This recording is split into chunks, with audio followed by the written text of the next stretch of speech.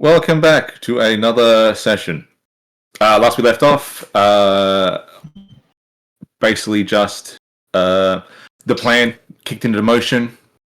C is able to sort of control the ship, at least in a way to converse and get the ship's sentience to agree with movements.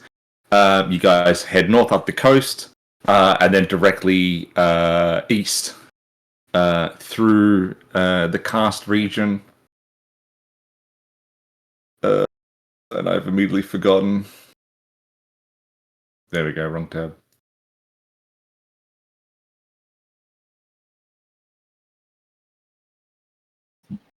You guys sail through the towns of Shaanxi and Haixian in the plan that you guys would get to the sort of focal destination of Chongjin after 4 days of travel. First 2 days go by fine. During this time, everybody sort of just mellows out a bit in regards to what has just happened before, days ago in a way. But the sort of conversations with Theandris, the human necromancer, who is possessing the captain's body, in regards to Wessel, what has happened to him, what is happening to him, sort of, his transformation from being a, Harrigan, small, not timid, but he was sort of on the quieter side, to a now much taller, at least visually ascending presence. The noticing that he has a definite attitude, voice change, the conversations with him and Munakata, the limitations of available information that you can grab from either, just in regards to, what Munakata might know about the past, or what the Warforged that is within them from the past. Just due to the nature of how their mind is both whole but shattered at the same time. Bits of memory are blipped out and blurred, and not much makes sense. The wonder as to why the human necromancer would stay on the top of on the deck of the ship and never really go below deck and let us just eat. Why was he always having conversations with Wessel? Turning out that he wasn't really having them with Wessel, he was having them with Munakata, sort of catching him up on any sort of information that he might have of the past. Because unlike you guys, who sort of blipped 26 years into the future, Munakata was around for that point. As you guys sort of sift through as well, finding out that Arclight, most likely doing some heinous, atrocious things in the name of Kashotan, up in the mountains, and more than likely it is not good news for your friend Danzok. Sia questioning Kashotan and Alvina about what's going on sort of outside of her control to an extent, and it's just a case of Alvina, no real clue.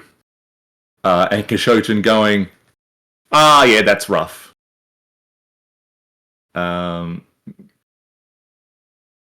Sort of situation made worse by the fact that Arclight is after something, some sort of skull. Whatever this skull is, it is very much important to whatever scheme he has in place.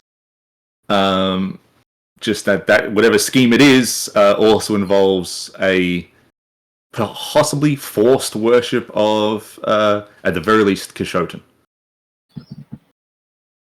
Onto the end of the third day, into the later night, after everyone's gone to bed, the ship wakes Sia up at the notification that one of its siblings, is close by. Sort of rushing everybody else awake. Everybody heads outside of the deck to have a see as to regards to where it might be, and it appears that it's in the form of a very large battleship, twice the size of your ship, sort of descending down. Thanks to Finch's investigative skills and the knowledge to hide in various locations, you help Sia and the ship guide itself into a hidden alcove within the Karst Mountains, where you're able to hide away from where the large warship sort of landed within the valley below.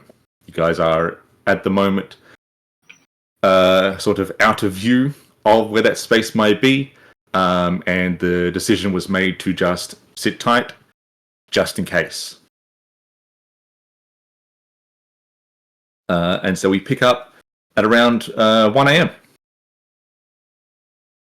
where the crew has been relegated to below deck. Everybody else is up on top. By everyone else, it means you four and Theandris, who was previously throwing his kids overboard just before you guys shifted into hiding.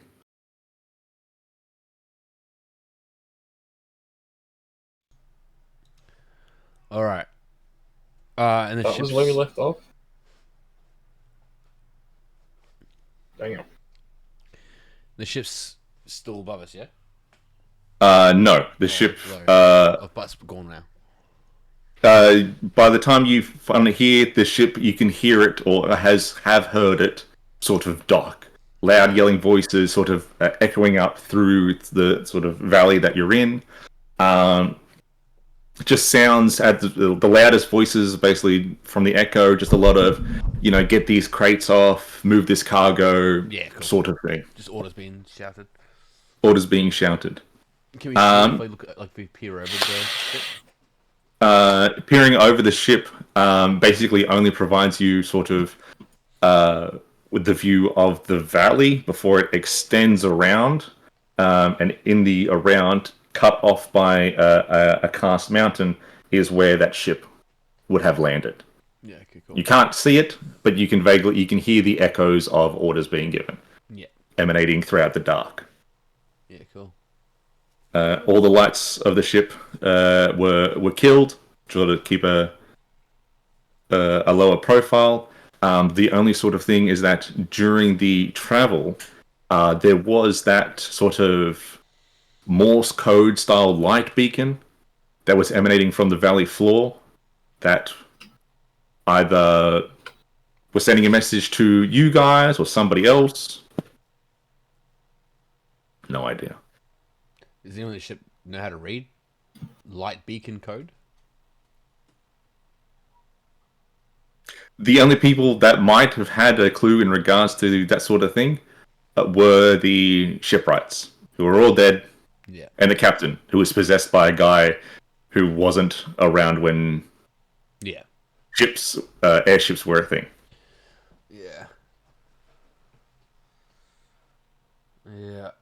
Could everyone roll me a perception check, please? Oakley Dokley. Oh, Hulk Hogan nuts, you found me. That's gonna be a 28 from me. 11. 7. Damn. Wessel's not that high either. To everyone else besides Brandon, it's hard to put an accent or a distinctive voice to these bellowing echoes. But to Finch, picking up sort of on the accentiles of these echoes, that these aren't made by goblinoids. These aren't made by the humans. The bellowing orders are being made by Rakshasn. Wow.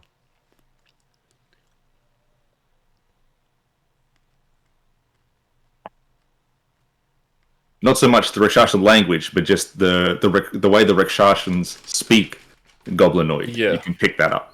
Like I can pick up that accent. Yes. Well, I'll relay this to everyone else. How far? They're stopped right above us, aren't they? No. So they're on the floor, like valleying down. It's like a kilometer walk, probably, from where you guys are to down on the valley floor. Well, probably maybe 2, depending on how you guys get there. But they're out of view. Right. You can't see the ship. You just hear the echoes of commands being given, more than likely from the ship.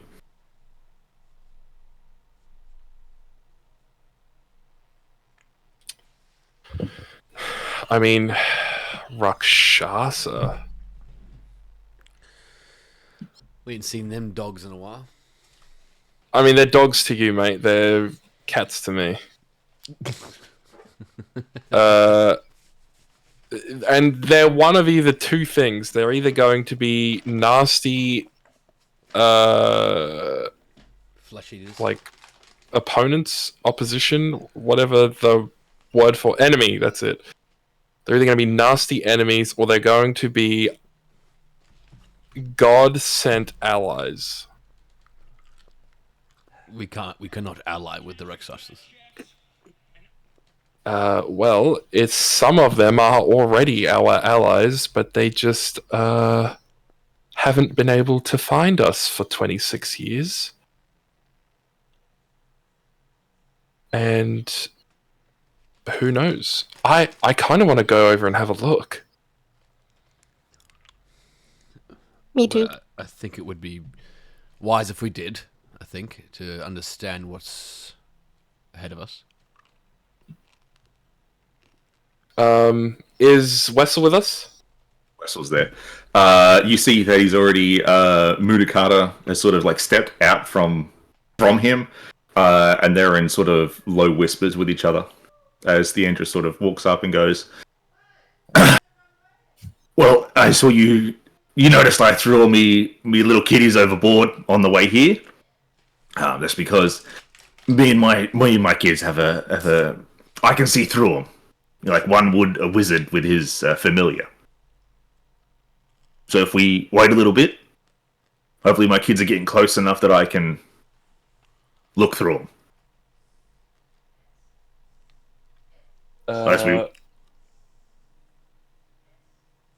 What do we think?"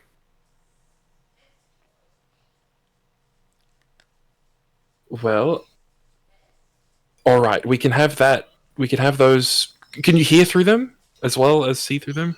Oh yeah, I to a certain extent they are, of my own flesh. You know what I mean? Okay. Well, I guess we can wait to hear back from them and then move out, just so that we know what we're getting into. And we can also watch out. I've never really been in this area, so I don't know if there's any sort of natural predators that sort of stalk these valleys. Does anybody else know? I have no idea. I don't think I've been here. I'm sure there's a tiger or 2. Oh, well, tigers down that valley, that's for sure. Very funny. Right. I said we give it maybe 5, and I'll have a look. All right. And he sort of moves over a little bit and starts drawing a arcane circle onto the ship's deck, and sort of squats down and sort of looks like he's praying or in concentration. Westwood comes up and he goes, "We're not aware of any Rakshasans with access to airships."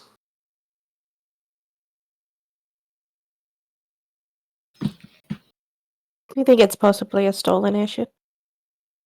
Like pirates. Maybe. The Rakshasan have a degree of independence ever since they moved to their own city, but if they do anything of importance, the warlord knows about it. they can't do anything without her say so. Or at least her son say so.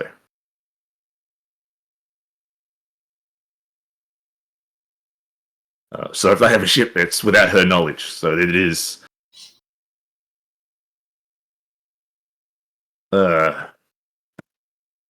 unknowable.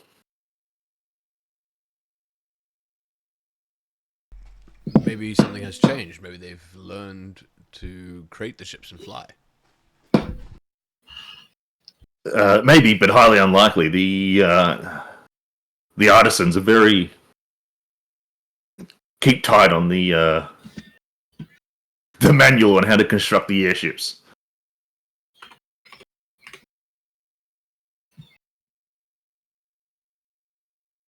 Well, I mean, they've been known to make deals before. Maybe they've made a deeper deal recently.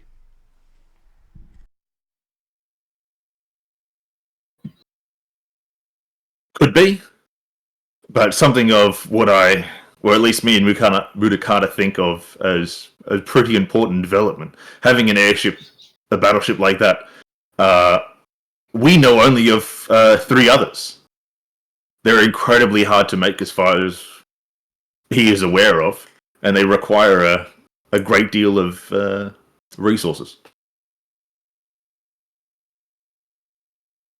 Then it is most important that we find out what is going on with them.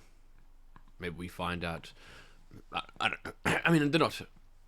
If anything, I feel like they quite heavily enjoy conversations, mainly because obviously they can talk their way into things. Maybe they've done the same.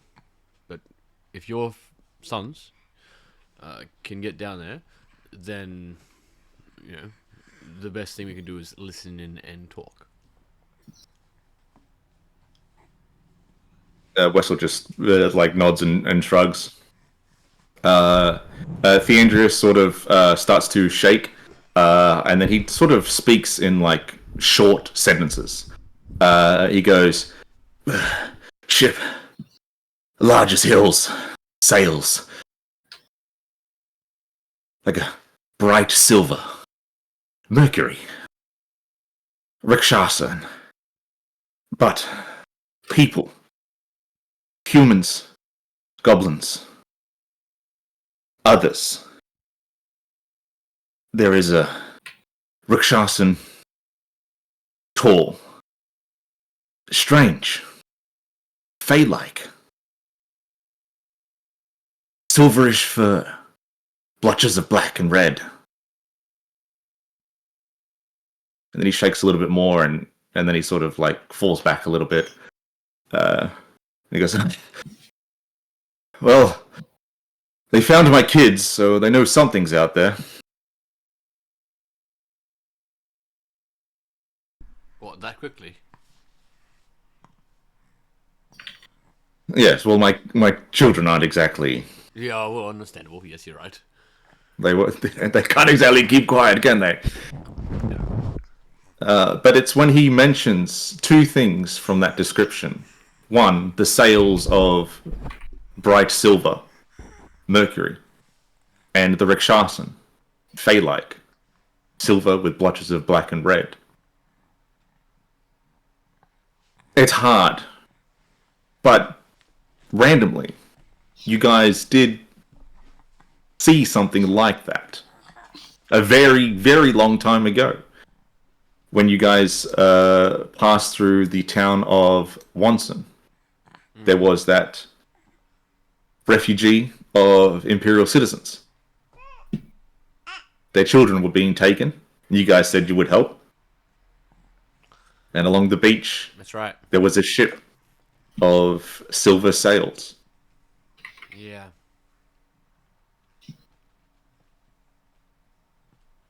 But I remember correctly, we didn't save them because we fucking had something else going on to get to. You guys just left. Yeah. But the Rakshasan, fey-like with blotches of black and red, the only thing that you know of that fits that description is Kamrana, which is the warlord's first son.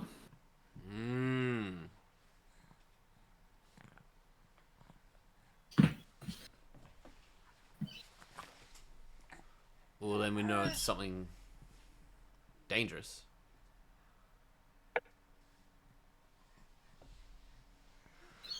In fact, in regards to the ship sails, only Ezekiel and Finch would remember, and everyone else would remember the Calm Runner. Yeah. Surely you don't think it's... I mean, that was many years ago. Are they still doing these runs where they're kidnapping and taking? From what you guys can remember, there were no Rakshasas on that ship. Yeah. The ship was filled with It was... elf-like creatures. Yeah. Fae-like creatures. Fae-like creatures. Interesting. Some sort of marriage or some sort of unison has occurred.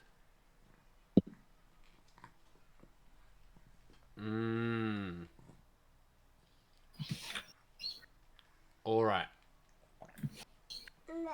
Well, then we have to go check this out.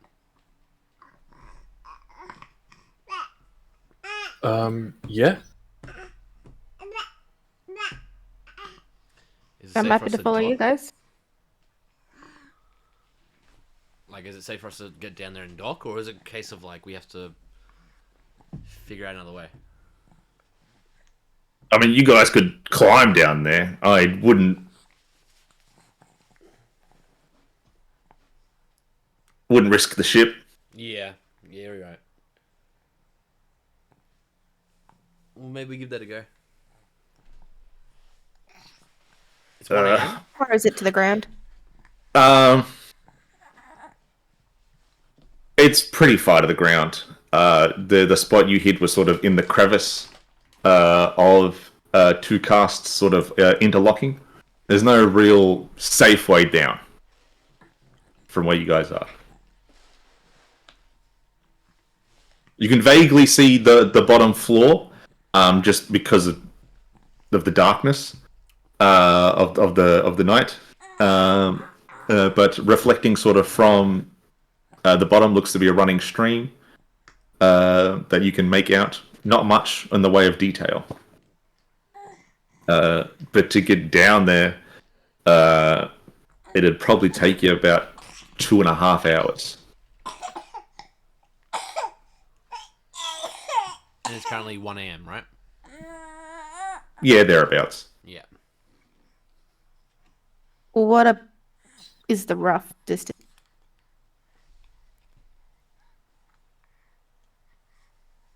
Probably about 1 kilometer down. Okay. Or we just pull another walk away.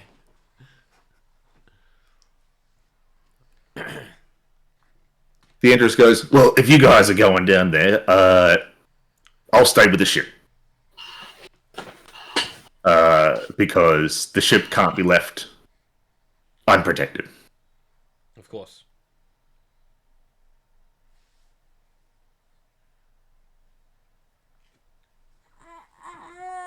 So this is what, estimated 2.5 hours to get down and like an hour to walk over there potentially. Maybe.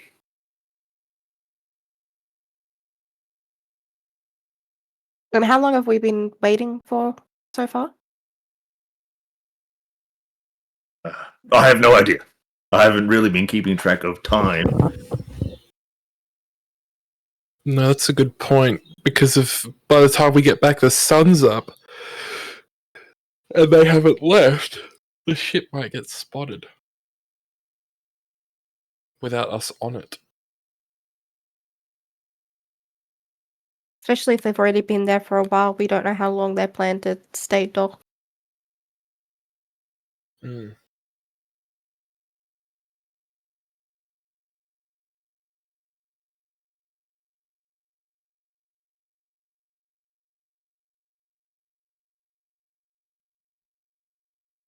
Well, how important is it for us to, I guess, to suss it out or to get questions answered from this?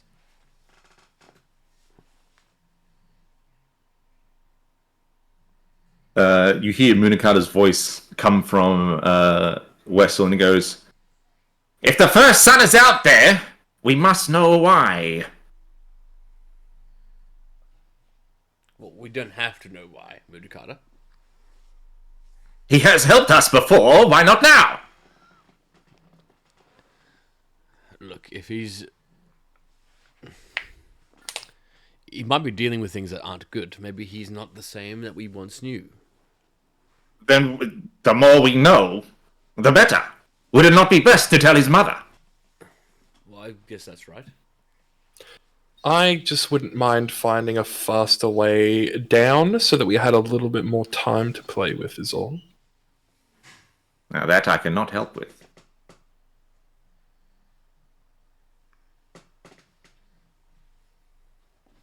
Maybe we could... Or maybe a faster way back.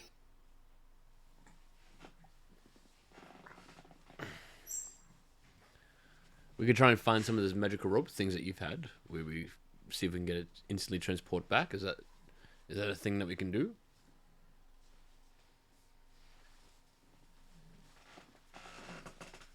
Magical rope? Oh, didn't Finch get one from the Warlord? Was it a rope or?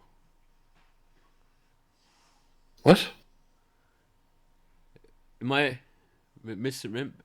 Ignore me. It's 1 a.m. I have not had the full, complete sleep that I require.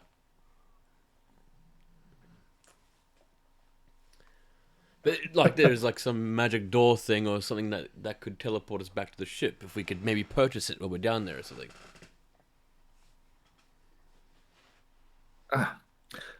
Wessel does have a magical feather that will grant everybody featherfall. Yeah, but how big's the drop though?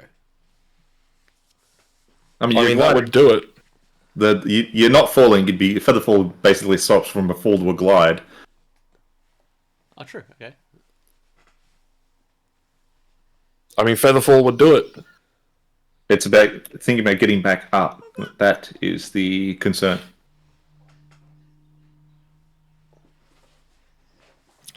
I mean, if we can get down there fast... I mean, the only problem is not getting spotted on the way back. I would prefer to have a way to get back fast, because then if we do get spotted, you know, no worries. Yeah. We can just be back and then be off. But if the only thing we have is getting down there fast, then we cannot get spotted.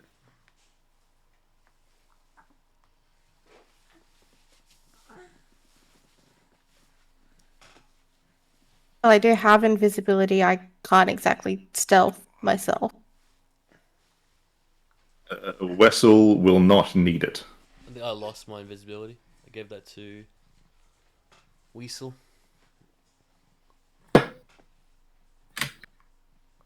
Oh, ouch. It's Wessel and Finch that are the fastest. And the quietest, right? Wessel is much quieter than me, but we are both pretty quick. Yeah, Wessel gets a +12 to stealth. And he I've has... just got quite a regular +3. And Wessel's got a 45 feet walking speed.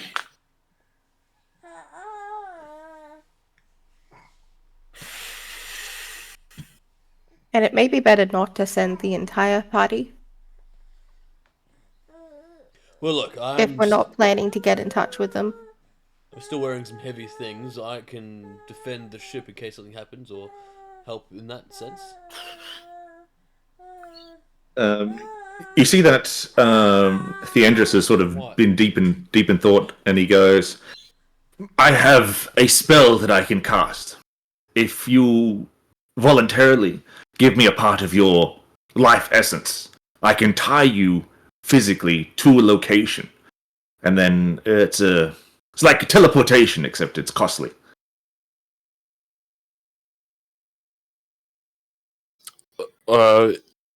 life essence? Yes, you give me a part of your sort of your being, your life. I tie it to a physical effigy.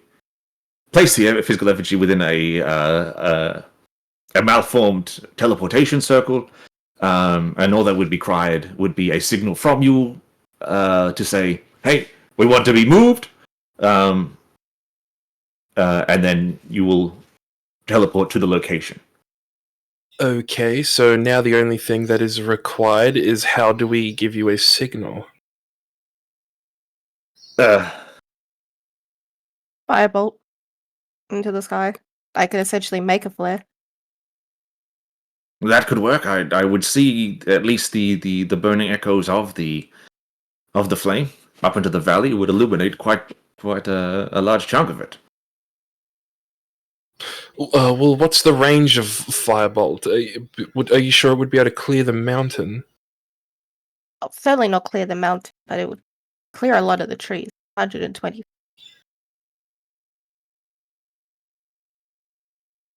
What about if I just hear an explosion? I teleport you guys back. How about either or? If you hear an explosion, probably bring us back. Or if you see the firebolt, bring us back Bring then it. too. All right, I can do that. You give me some time. I'll craft the effigies and we'll get sorted. And he goes about pulling out of a pocket 4 wooden blocks, and from a knife that he visually just didn't have. Well, he pulls a knife that he visually didn't have and starts quickly wicking the wood into images of yourselves.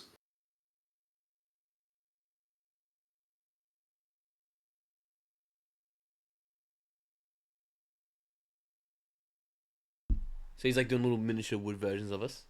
Yeah, Can I critique him slightly? if you want to, sure. I'm like, yeah, I think my nose is actually quite a larger size than that. You mind just shaving that side off a little bit more? Just doing that sort of shit. No worries, no worries. Ah, perfect. Yes, thank you. After about 15 minutes, he's finished. Small little miniature versions of you in wood, not highly detailed, but enough to make you go, "Oh yeah, you paid $5 for this from a fucking co-op shop." Mine's a He little draws the critique. draws the circles onto the ship, puts the effigies in it, and he goes, "Right, now I just need the life essence."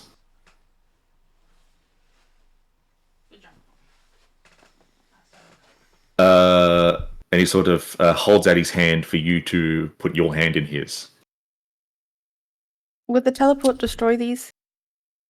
Yes, it's a sort of it consumes the effigy when the spell is cast. And what is the cost of the life essence? Not much in the grand scheme of things. Not much at all. What is not much? It's going to be half your hit die.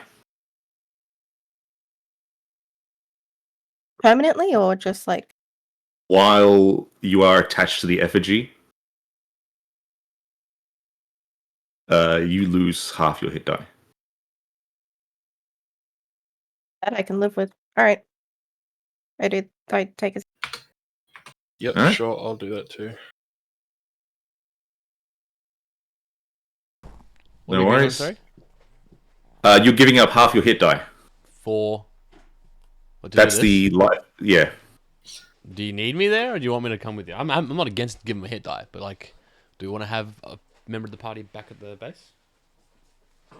If you want to stay, you can. Yeah. I don't really Yeah, know he wasn't specifically asking you. He was just saying, "Okay, it's done." Yeah, I'll stay back. And keep my little wood dude. He does not let you hold or keep your wooden effigy. And upon sort of not going along with your group, he just gives you like dirty looks, man. all that critique, all right. not for the task to be done. I will go. And then he holds out his hand for you to grab it. Takes half your hit die. And he goes, right, that's it, done. You guys get down there. I'll wait for signals. Are we rounding up or rounding down hit die?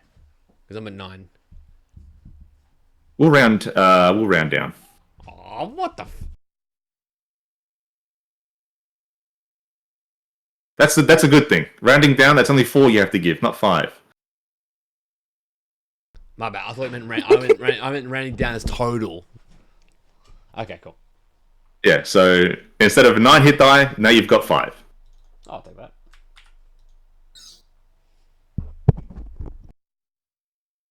Alright, so he's just leaving. I'm just gonna say goodbye real quick. No worries. Alright, Wessel pulls out his magical sort of feather that looks like it's from some sort of bird of prey. And he goes, I believe when we jump, I activate it, and we all sort of glide down.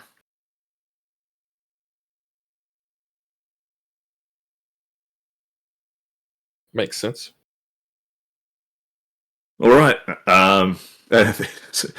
Wanders over to the side of the ship that has the 4 sort of furthest straight down.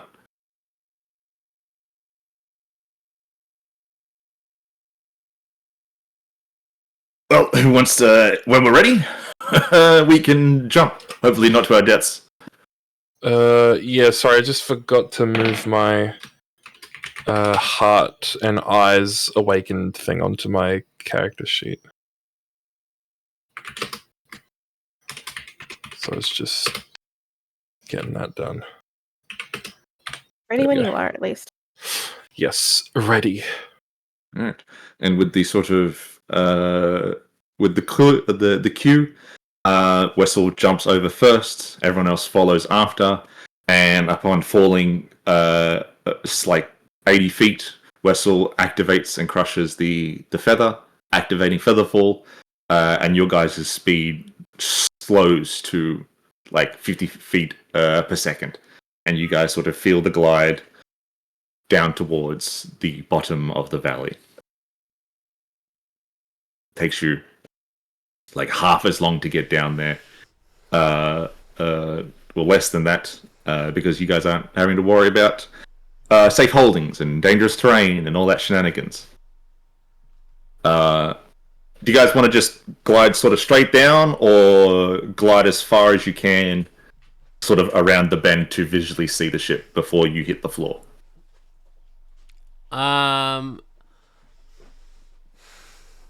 Are we stealthing this?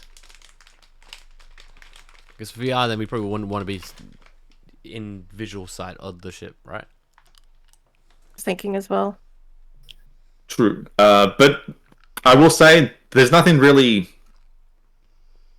like, you guys don't have any lights on you. Nothing illuminating you, so to speak. Yeah, that's sort of what I was thinking. It's not really a like, oh, let's glide, but quietly. There's not really a No, but I mean, like where we land.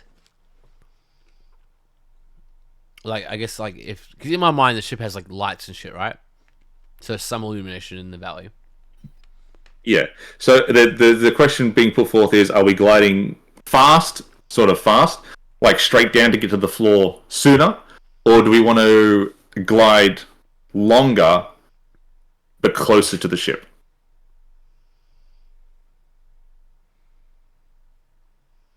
I mean, I wouldn't mind getting closer to the ship, but not close. Just not like straight down and hit the floor. Yeah, I'm sorry. I should have expanded upon the options. No, it's not like you guys are gliding down and just land on the deck of the ship going, hey guys, what's going on? But sort of gliding far enough around the bend and then down, so that way you're seeing the ship before you reach the floor. So that there you have a better visual on how far away the ship is compared to where you guys land. Yeah, I would be cool with that. Yeah, I think so too. Then you glide for a little bit longer, further around the bend, before you sort of see an extra alcove of sort of forest floor that looking at a good place to sort of land. You're about 500. It would by the time you land there, about 500 feet before the ship, and as sort of you get closer and down, the ship itself, like you can see, is large. And there, Finch and Ezekiel, you do see the large, like silver mercury sails on this ship. You see individuals on the top decks just sort of rummaging around, moving stuff. You see that sort of as you're falling down, that one side of the ship has been sort of lowered like a fucking castle rampart down onto the ground. And you see that there is more light and smoke coming from further into that side of the valley, up to one of the sort of the more vertical cast mountains that's sort of right next to it. Coming down, you basically see that it doesn't look like this is new. It looks like, by the way the terrain and the forestry around it is, that at the very least, that port, makeshift as it is, or looks from your glide down, has been there for quite a while. Years at the latest.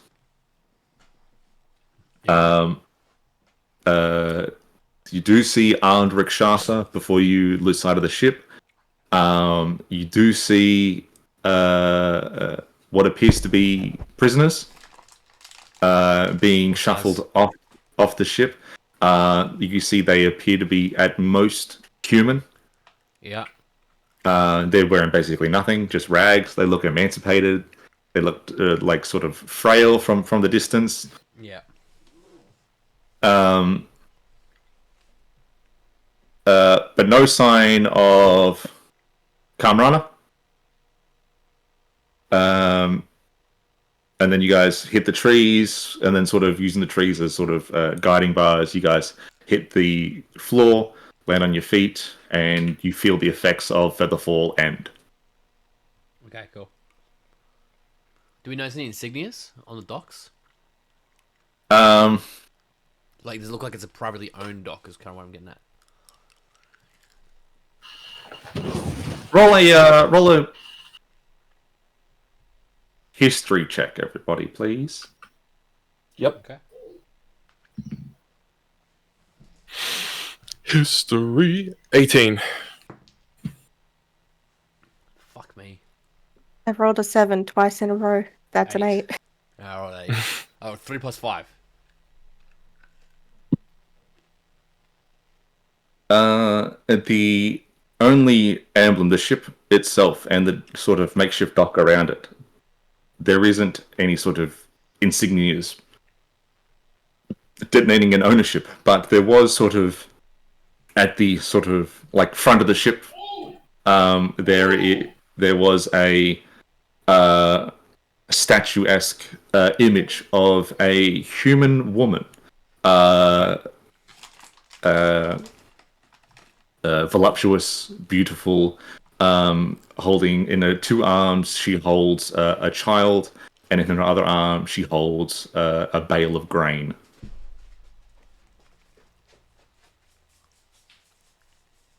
No sort of written insignias.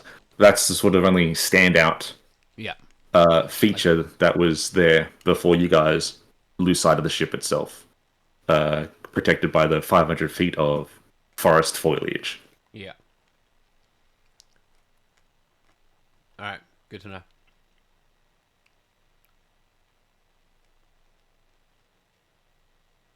While you guys think of what to do now, I'm going to quickly grab my data power rate. Yeah, time to snack.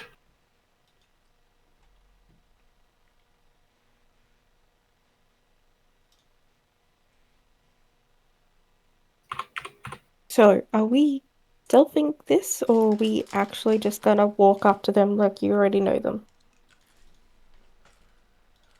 I think I kind of want to sneak up first, see if maybe I do know someone, and then take it from there.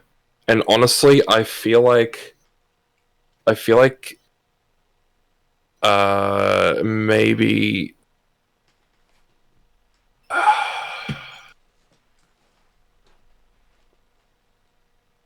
I feel like it's a bad idea, but I feel like it would be better, see it if you were sort of taking up the back. That way, if something happened, you are the least in trouble to just fire off that firebolt for free. Yeah. Like we signal you, and you have the big signal. Definitely give that a try. How far behind do you want me to be? I guess just always far enough behind that if something happened, you would not have to move anywhere to fire the signal for free. Like, you wouldn't need to lean out a window or go outside or anything. Alright. So, somewhere safe close, but not actually go in the ship. I mean, Or go into any buildings or anything. Kambrana has been helpful to us. He gave us the map. He said he would look after the ship, which he did. He even gave Finch those were special communication earrings. Finch, see if is there any way for you to use those? Have you already used them today? Sorry, what? The earrings that he gave you that allowed you to tell him things. Oh, do they talk to him? Yeah, well, the earrings that the communication earrings that you could use once a day were given to you by him. He's who you've been speaking to. I thought you said to change it so that it was to the Queen.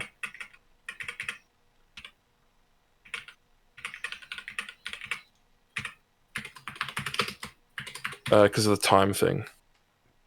Or the wish thing, sorry.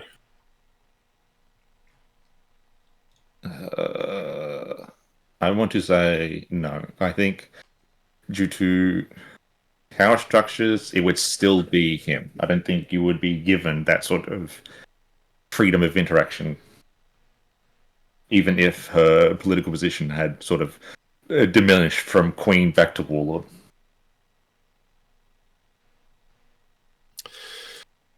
Okay. Well, in that case, I can use them just to see if he's still got his earring on. I mean, at the very least, you could have asked if, hey, we just saw you down at the local market sort of thing. If, hey, are you on a ship we just saw in a valley, or... Yeah, I mean, I'll use the earrings and I'll just be like, hello? Finch. Yes? Hi, are you in trouble at all? No, not by any means.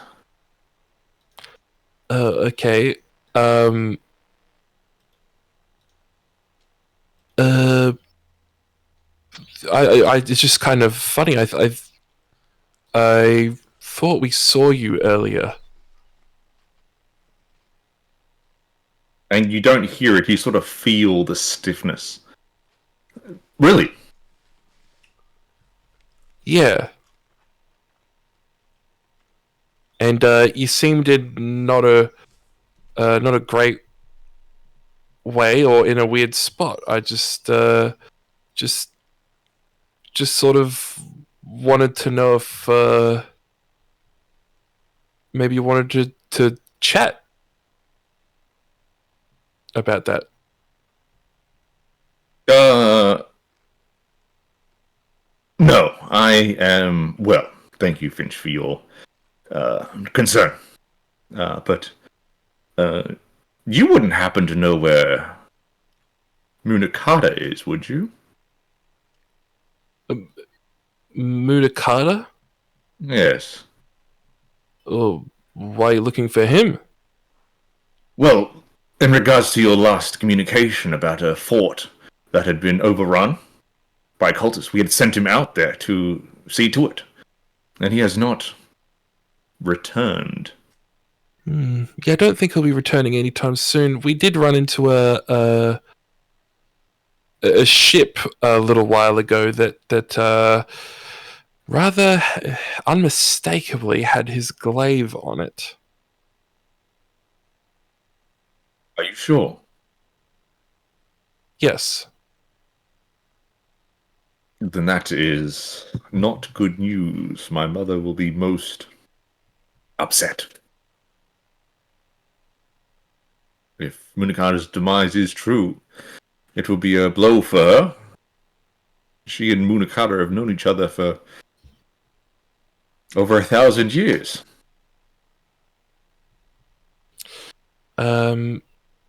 Well, I imagine it will be quite a blow to Munakata as well. I think he liked that glaive. Do you have the glaive with you now, or is it still with this other airship? I don't have it, no. But where are you, if I may just clarify? I am on some business at the moment that's tied my hands as of right now. I just want to, just for some of the things that we've been seeing recently, I just wanted to make sure that it was actually you and not, someone wearing your face. It would be quite hard for someone to wear my face. As far as I'm aware of course, but no, Finch, I am out on official business from the Queen, of course. And I have, look, I'm sorry, I'm a bit busy right now. I'll talk to you tomorrow. And then it just cuts.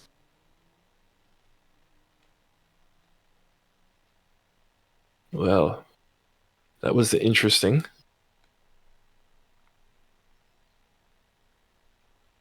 Why, what did he say? Well, not really a whole lot, which was the interesting part. Just that he was on some business. His hands were tied.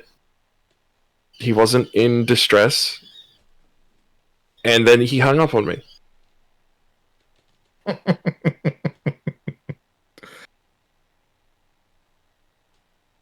Well, that could mean anything.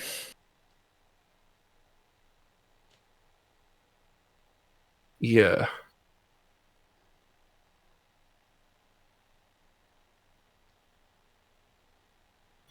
Yeah, now I am not sure what this is about. What is it? Look, we can see the ship from here, right? No. In that, you know where it is. You're about 450 yards away from it, but just the thick foliage of the forest floor at this area, it obscures basically everything.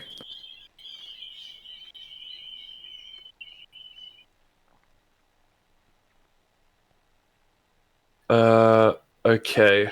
Well then, I guess I will.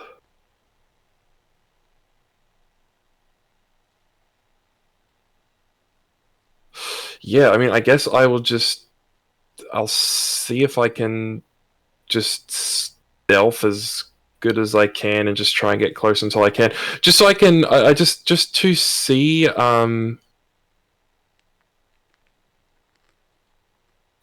Like what the crew are actually up to. Yeah. Wessel will do the same. Alright. Who has worse stuff? I think is probably the paladin, right? Yeah. Because you Yeah, I mean, roll he with has- disadvantage. Yeah, you have a disadvantage. Then I will give him guidance. Mr. Ezekiel, Yes. we are stealthing. Yes, I will roll. Sorry, dude. Wessel got a 30.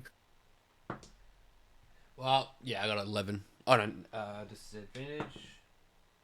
Yeah, 11. With Guidance?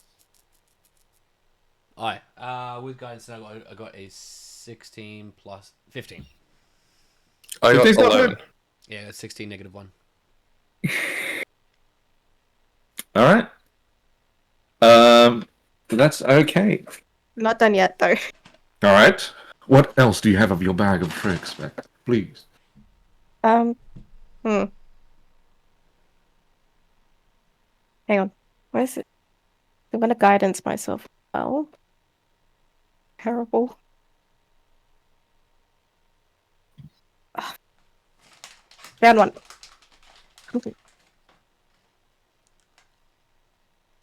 So, with a +1 stealth and a +1 on guidance, I rolled a 3. Ooh, that is rough. But that's okay. How stealthed is Finch? Uh, I rolled 11. Alright. With the guidance out of the way, I'm going to twin invisibility. So that would be 3 people instead of 2, but still at a second level. yep. And it will be invisibility on the 3 of us. For Can 1 you hour. twin invisibility? I thought you could only double-check twin that. single target spells. That is correct, in which case I will just cast it twice. And have the, what's the thing?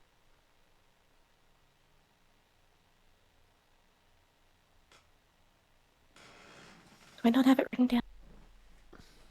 I have so many notes, I'm losing things. Multitasker can maintain concentration on a spell and cast second concentration. Yes. Oh, Yes, so that can still yeesh. cover the 3 of us. Or I can just cast... Oh, I cast it at 3rd. Yeah, that's 3 of us. It'll be easier. Alright, yes. 3rd level invisibility, the 3 of us are invisible. I rolled a 3 for stealth still though, so...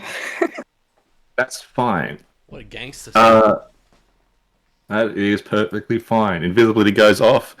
You, Ezekiel, Finch, and Sia, sort of being like, all right, we're gonna, stealth like do it properly, and you guys feel at least like, Finch, you could have been doing like, you feel like something's wrong or you're just not in the zone.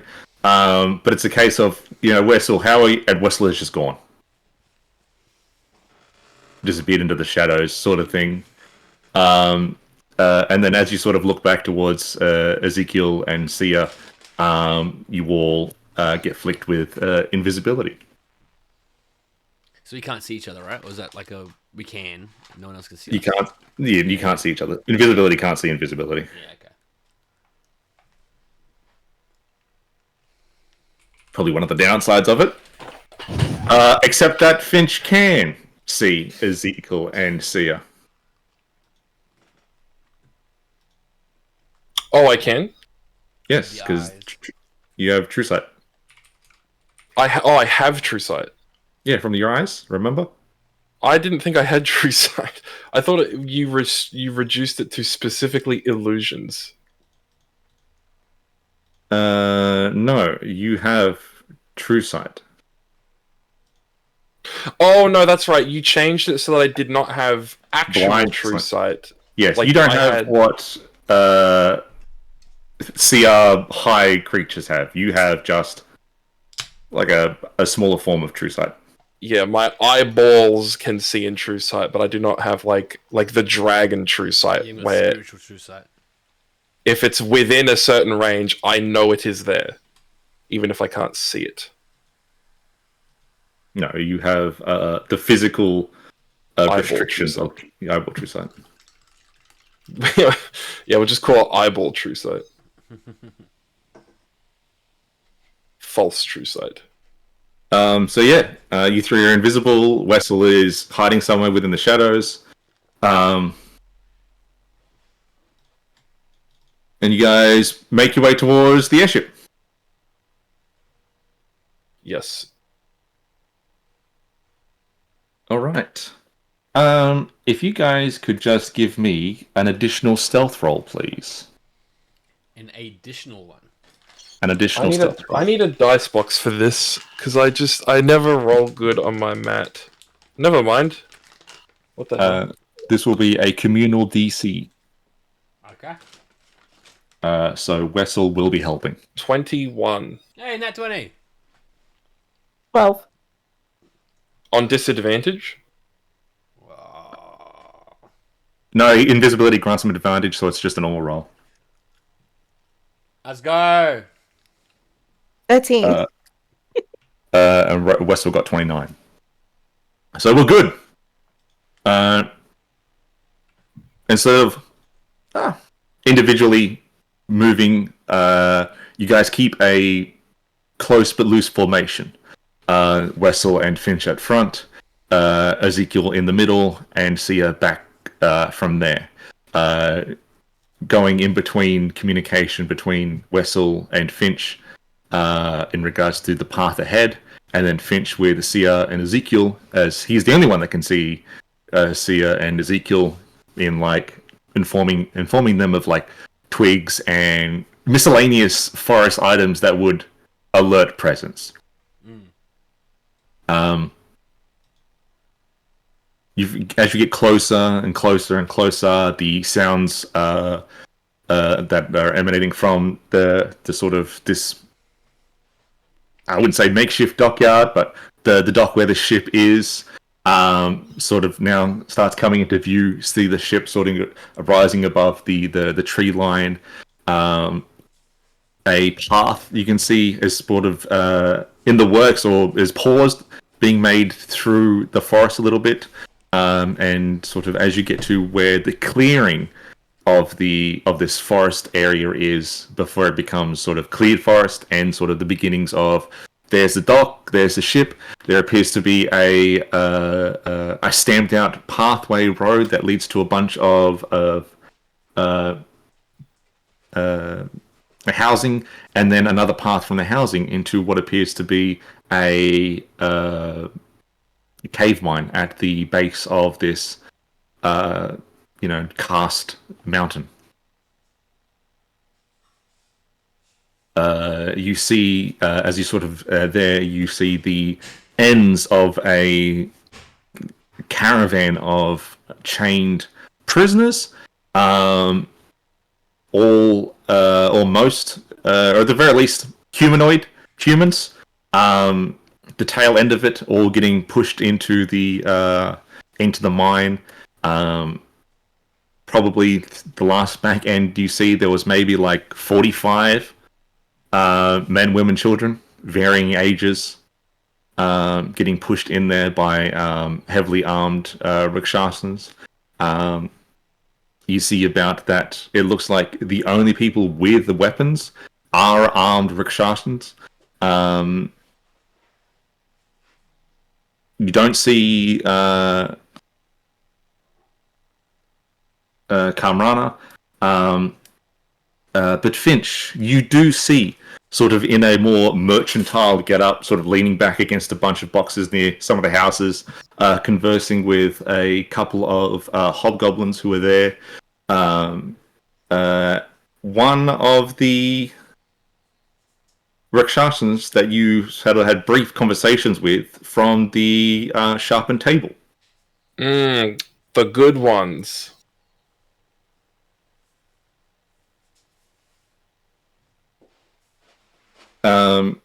Looking about, you can now see that the statuesque image of this human woman, beautiful, sort of voluptuous, very motherly in sort of appearance, but quite attractive nonetheless. One holding a baby, the other holding a bundle of grain, is much larger now that you're sort of closer to the ship than once before. Yeah. So odd, the design choice for this statue to be here, or to be on that ship specifically. It appears that once the last of the sort of human prisoners were pushed into the mine, about 12 houses in total, all single floor, all sort of design-wise, from where you guys are, they look to be just housing. Nothing special, nothing fancy, nothing, out there Rakshashan. And that there are people, the only people besides Rakshashan that are look to be free are goblinoids, majority of them hobgoblins. Some bugbear, some goblins, but they are all wearing a mining attire. They look to be workers. And they leave towards, looks like it's everyone sort of closing down. And these people are going towards the houses to go to sleep or whatever it is they're doing, while the Rakshasa are splintering off back onto the ship. There's a couple of guards around this sort of small township that you can see, a handful, and another handful guarding the entrance to this in the distance, the mine. The Rakshasa that you see talking to some hobgoblins, Finch sort of eases up conversation a bit before handing them a large weighted leather bag. One of the hobgoblins opens it up, pulls out a coin, looks to be platinum from where you guys are. Before puts it back in, shakes the Rakshasan's hand, and then they go into one of the houses, and the Rakshasan just sort of wanders around. Well, I want to try and toss a rock over by his, like a little tiny little pebble by his feet. Rock. By his feet. Toss the pebble to his get pebble. his attention. Sure. Easy enough to find a bit of rock from the ground. If you want to make a to hit chance for me. 22.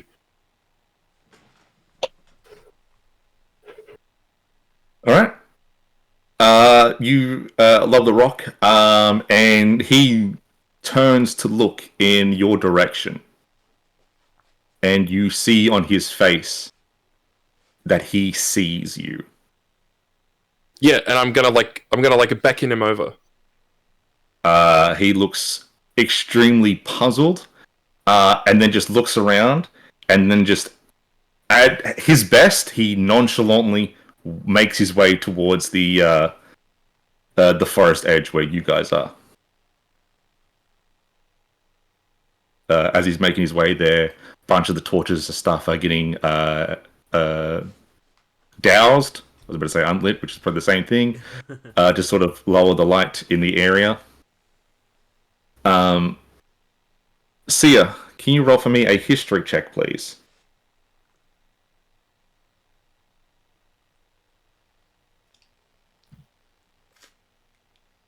Six. Sorry? 6. All right. You haven't had any dealings with Rakshasa, but you have heard of Rakshasa and the capabilities of them. And it's hard to really sift through rumors and accounts of, you are seeing Rakshasa essentially for the first time. And what the story said were true. The sort of lion, cat-like people, not unlike the vast multitude of cat-likes from the desert kingdoms of Ragash, children of the Queen of Cats herself, Basset, from where you are from. But, the sort of biggest difference with the Rakshasa is that they have their paws. They're backwards. And another thing that you are able to remember is that the Rakshasa aren't limited like the other children of the cats are. The Rakshasa are also magically inclined. Rumors say that they are able to not be affected at will by spells of high magnitudes or lesser. And as you see this Rakshasa walking towards the group, you know, Sia, that he sees through the invisibility. And if he sees through the invisibility, how many others are seeing through the invisibility?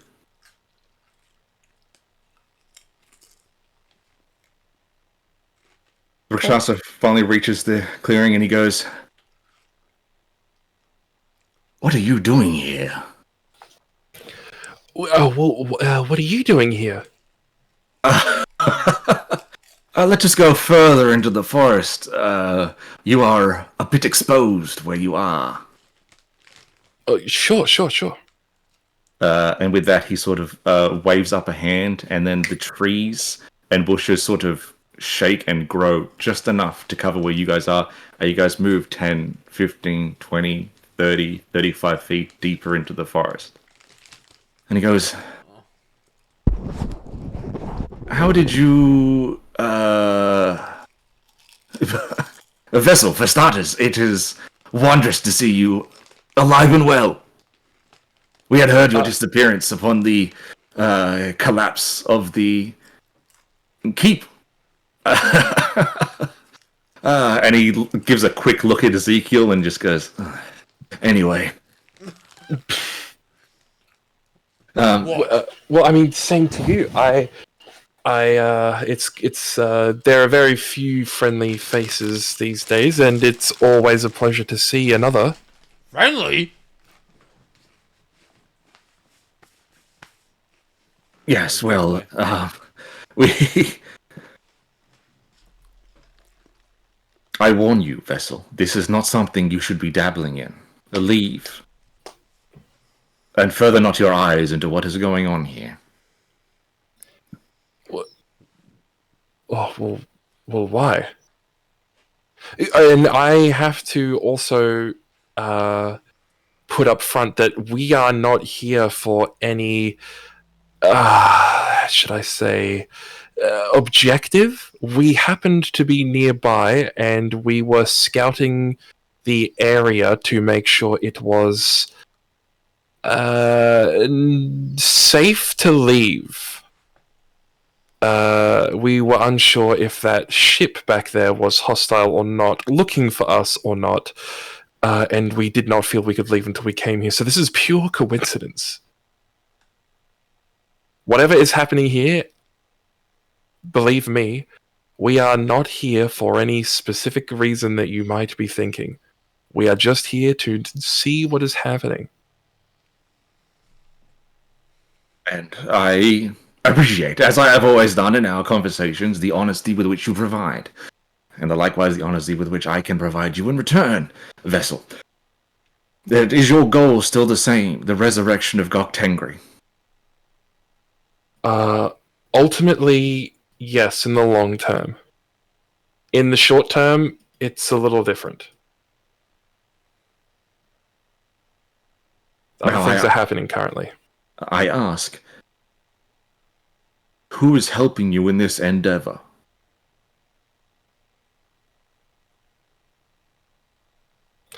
I mean... Sorry, who has the power to finish what the original ritual started? Who has the power? I mean, I suppose the Bayan Olgi warlord. And it is with that answer, Vessel, that I beseech you to not intrigue further upon what is happening here, lest your mind be tainted upon her image.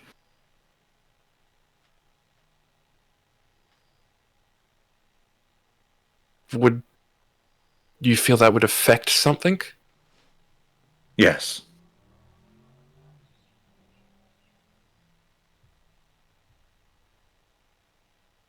Then it definitely feels like I should know what's happening. Otherwise, it feels like I'm not seeing the full picture. Otherwise, it seems like manipulation.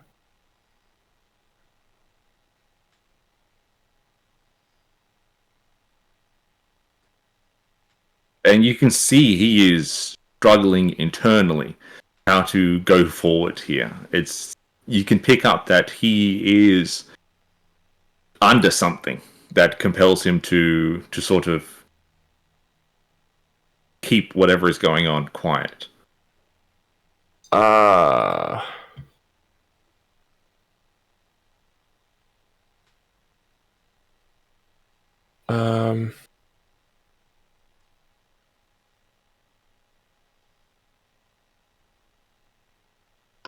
No, it does not tell me that.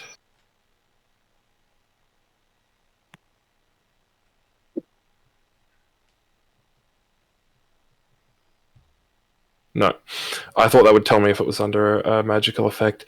I just sort of turn back to the others, and I'm like, I think he's been enchanted, maybe.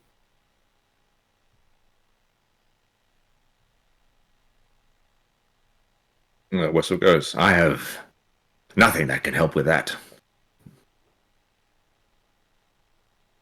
Ezekiel, Neither. surely you have something. I don't wish to speak. Now, you would be selfish and petty in this endeavor of ours to seek truth? Surely if there's an issue with the Warlord of Bayan Ogi's temperament to affect the quest that we are on, should we not know about it? You're probably right.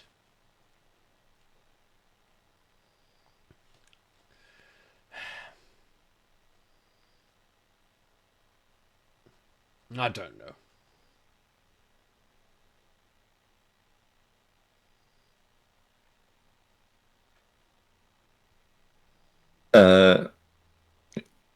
The Rakshashan goes, what do you know, Vessel, of Gok Tengri's daughters? I would say that I know more than most, but still not enough.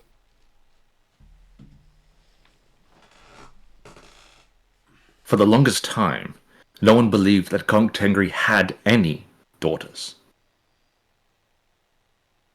And then, almost a couple of weeks ago, spreading like a fire as fast as any, that there are 2 daughters of Gok Tengri. Now, the words of this sacrilegious information spread like wildfire, and everybody that could tried their best to harp at this, but it has spread nonetheless. Nobody is really worshipping them. But the knowledge that Gok Tengri has 2 daughters is out there, to a certain degree, whether people believe it or not. But what people didn't know, or don't know, and I only myself found out almost recently, is that Gok Tengri had a 3rd daughter. Yes. And you see that after he says that, he gets a dagger from his waist and cuts off one of his fingers. This 3rd daughter, her name, Lost, right? I have a feeling, and he cuts off a 2nd finger, a feeling that the Warlord of Bayan Olgi is this 3rd daughter. Can I disarm him? You can try if you want to, but it appears that just looking at it, he is... It looks like to be part of his convulsion to stifle whatever it is that's stopping him from speaking the truth. At the very least, it looks like it's a way for him to either bypass it, or a way to be like a concession given. But if you want to attempt to, stop him from hurting himself, you can give it a go.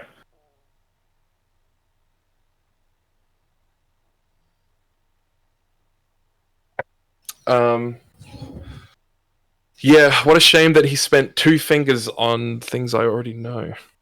Skip! Yes, Frigrid, yes. Moving on. But no, I will attempt to like, ching! Oh my god, Mike, do you remember that fucking big fat karate chop Batman gives that parademon in the Snyder Cut? That's what I'm gonna do to this motherfucker, that fucking massive bulldog karate chop. What do you want me to roll for? I just rolled 18. What do you want me to roll? Add to that? Say it's like an unend, It's a monk thing. So just Unarmed roll- attack. Yeah, no Alright. strike. So then that is going to be 24. 24 hits his AC, and sort of, and you're able to like disarm him. And he goes, am I speaking things that you already knew? Yes, I even know the third daughter's name. I would like to know what that has to do with what's going on here specifically. It started off slowly at first, but there were orders given from up above, from the home, that there was a change in command. The great Kali, her husband, had passed. Of course, they don't just pass. Great Kali's partners are always murdered for the next in line. But the new head of Rakshasan society is now Ramrana. At first, things were the same as always. Do whatever we wanted, as long as money was flowing in, make deals. You are familiar with the way we did things in Arcosis before. A little bit, yes. Then changes started to come. Small teams of Rakshasans were heading out with Ramrana to various locations all over Arcosis, and then not just Arcosis, but into the Imperial lands. Hit and runs on priestly temples, churches, religious centers of that notion. Imperials were being taken and grabbed, and then brought back to locations we did not know. At least for me personally, we did not know. Until I was able to find out today. This is my first time being on such a excursion. At least being on that ship. The citizens are taken to a shrine hidden at various locations all over Arcosis. These shrines are hidden within highly secure locations. To the best of my knowledge. But it's what's in these locations, these shrines, that these Imperials, and sometimes not even Imperials, sometimes citizens of Arcosis are sent there as well. Those that specifically worshipped the Animal Lords are sent in. They're made to toil and craft at these shrines. These shrines depicting, I'm sure you could see the stone effigy of that human woman on the ship.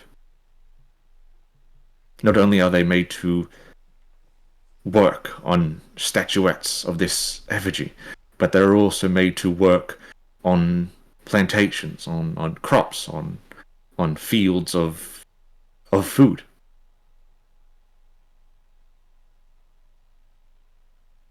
It's all very off.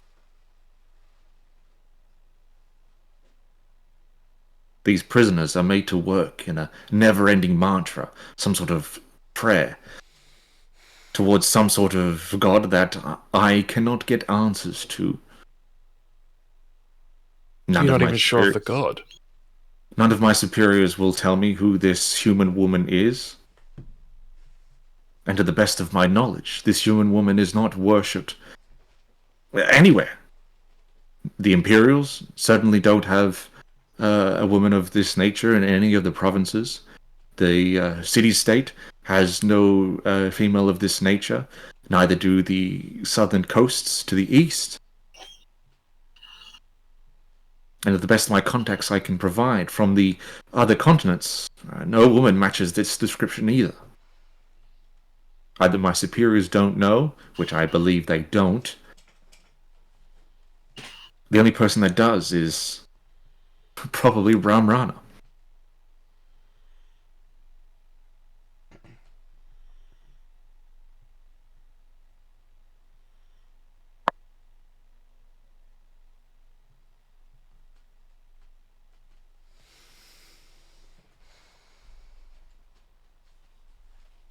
But the people toil, and when they've toiled enough, they are killed. And then their bodies are used as fertilizer for the next round of harvests.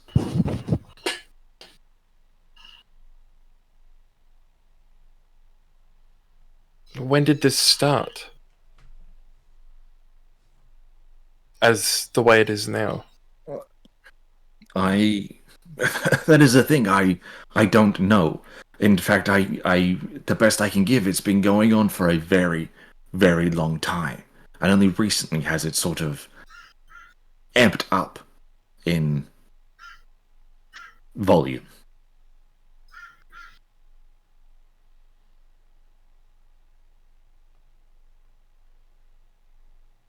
One of my friends made the mistake of asking Brahmrana what it is exactly that we are doing.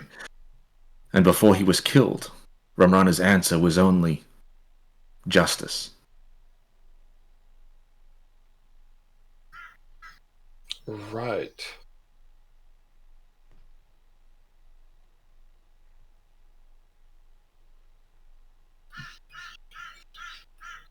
There is hatred, sure, for Imperials.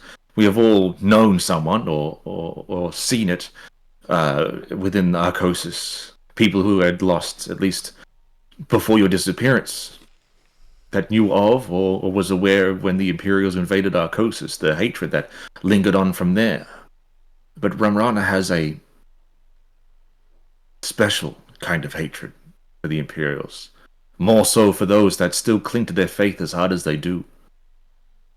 And those individuals are punished way worse than others. In ways that I dare say deem to be unnatural.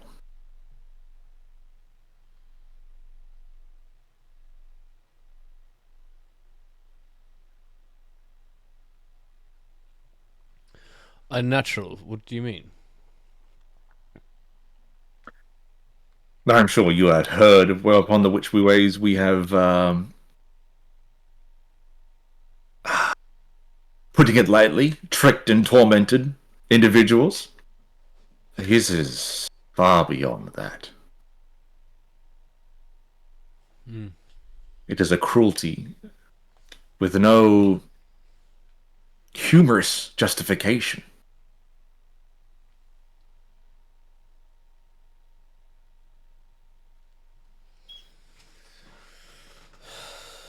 Right. When one of the humans tried to form a revolt of some kind on the ship along the way here, he had that man flayed while alive. Then once that man was flayed, he was forced to feed the other prisoners his skin. Those that did not eat the skin were then flayed themselves. The process repeated until the skin was eaten.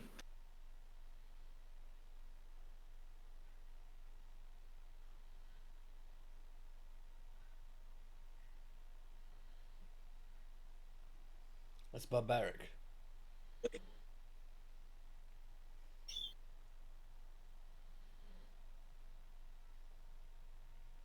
I say it is not safe for you here, and to continue along your journey.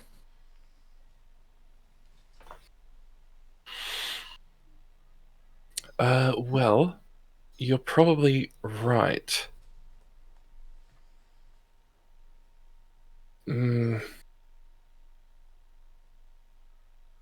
But I really want to talk to this Ramrana lady. Is she in there somewhere? Ramrana is the first son. Oh, my god. That's his name? I thought it was like started with V. Oh, sorry. I've been saying it wrong myself. It's Kamrana. I don't know why I've been saying it wrong. Yeah, it's Kamrana. Ooh, bad DM alert. Oh, Jesus Christ. No, don't remind me of that. Bad DM alert, bad DM That was alert. harsh DM alert, but I thought, God, that so cringe. I hated that. I didn't even finish that episode. No, my fault. Retroactively, he's been saying Kamrana the entire time. You guys know that Kamrana is the first son of the Warlord of Bionogi. Let me change my notes. You guys know that he is obviously the son of the Walled Barn Ogi, but also the son of, now you know, the former emperor of the Rakshasa, who is now dead, and he is now emperor.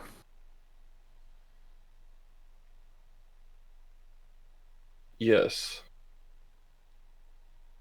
Well, what of your Rakshasa faction? Remember you were telling me that there were 2 factions within the Rakshasa?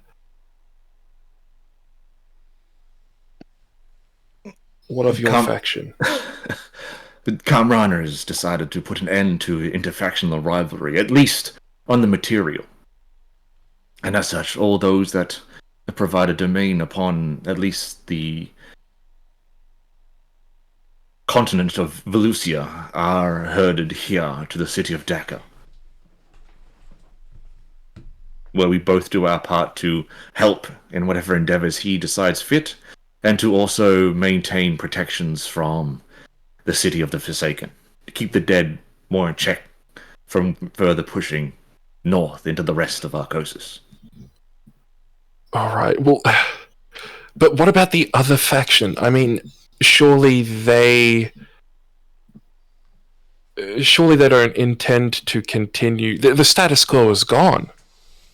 Surely there are more people who align with the resurrection of Goktengri than those who would rather see Arcosis remain as it is, because even without Goktengri, it's totally changed.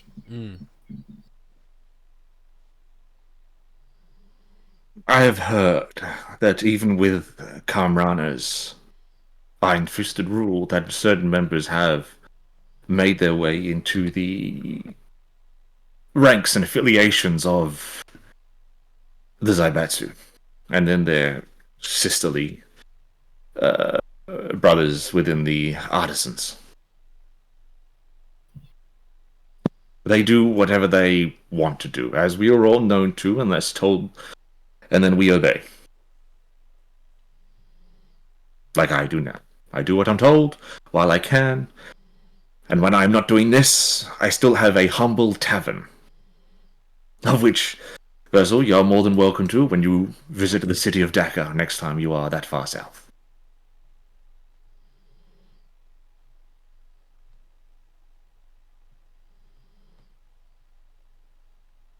Okay. Well, where is Kamrana now? That is something I cannot tell you because I do not know. No one knows where Kamrana is, unless he wants them to know where he is. A perk of ascending to Emperor is that you are only found when you are allowed to be found. Right. As far as I could guess, he is still within the area, more than likely within his own private quarters of the ship. Either that, or he's inside within the shrine.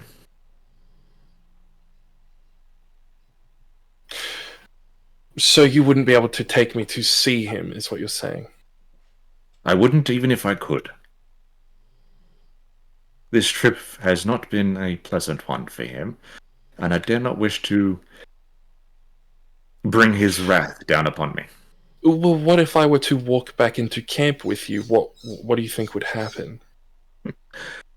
The fact that I do not know is what scares me the most.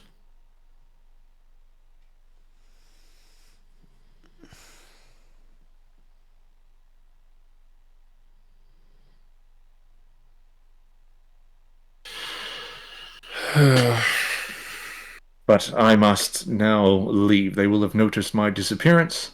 I will not tell anyone that you are here, but I will not go out of my way of stopping you, whatever it is you wish to do. All right. And with that, he does a bow, reminiscent of the olden days. From his pocket, he purviews a bottle of barley soju, hands it to you with a smile, and he disappears into the forest on his way back towards the ship. Yeah, fuck that dude.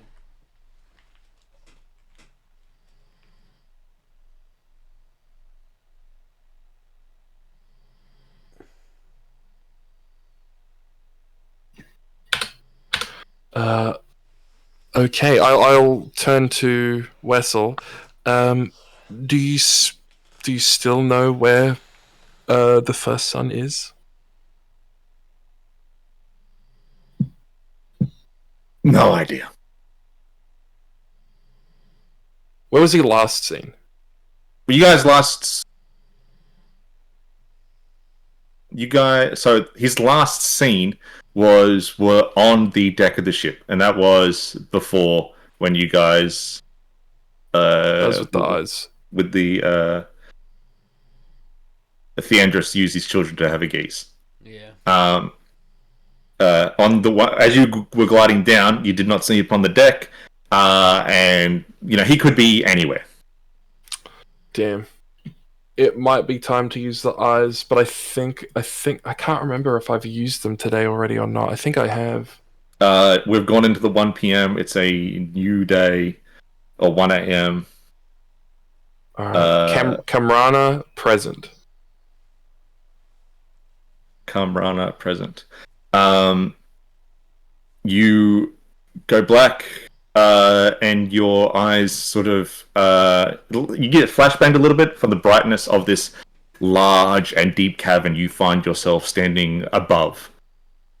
There you see Kamrana dressed in a very intimidating and dreadful armoric piece, as there are hundreds of humans working in fields of wheat and grain within this large cavern, growing unnaturally within its depths. And in the center point piece of this allayed field of grain are humans working and chiseling away at a statue coming into fruition of what looks to be like the lady on the ship. And you can hear the murmur of these Imperials speak.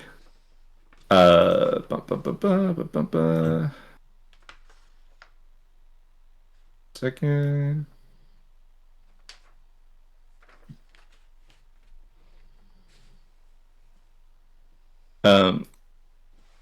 And you have heard this so many times. Always said to be of a different origin, of a bedtime ritual, of a children's rhyme. The imperial droning of "Here in my temple, here in my shrine, that you have forgotten. Here do you toil that you might remember. Here you reclaim what faithless minds have stolen. Far from yourself, I grow ever nearer to you. Your eyes once were blinded, now through me do you see. Your hands once were idle, now through them do I speak. And when the world shall listen, and when the world shall see, and when the world remembers, that world will cease to be."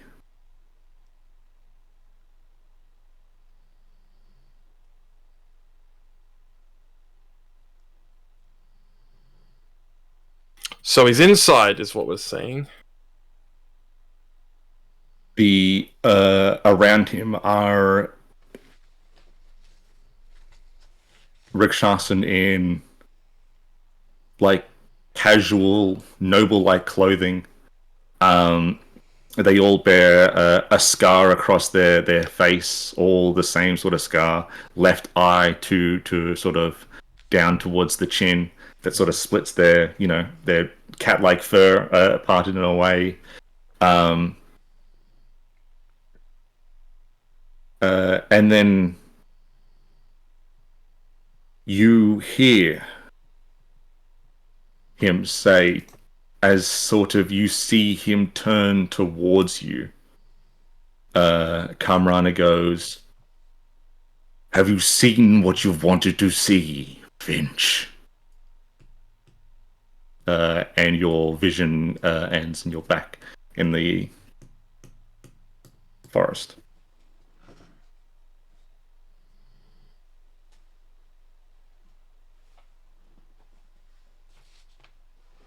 If I use the eyes again, do you reckon I'd see him high-fiving all his Rakshasa buddies for aura farming? Like, yeah, dude, I totally fucked that Finch guy up, dude. I was cold. As you sort of think back on what just happened, a sound of alarm bells are getting rung from the ship. And along the lines of the bells being rung, there are shouts of the mists are coming. Everyone get to a safe location. Do not be outside when the mists are here.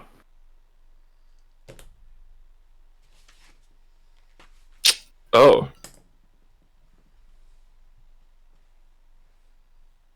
Should we also head back, or do we go in? Where's our ship? Our ship's pretty high up, isn't it? Yes. I mean, do you reckon our ship will be okay? Sort of as you through the gaps within the clearings, as you can see, coming through, you can see a fog-like mist roll through the town.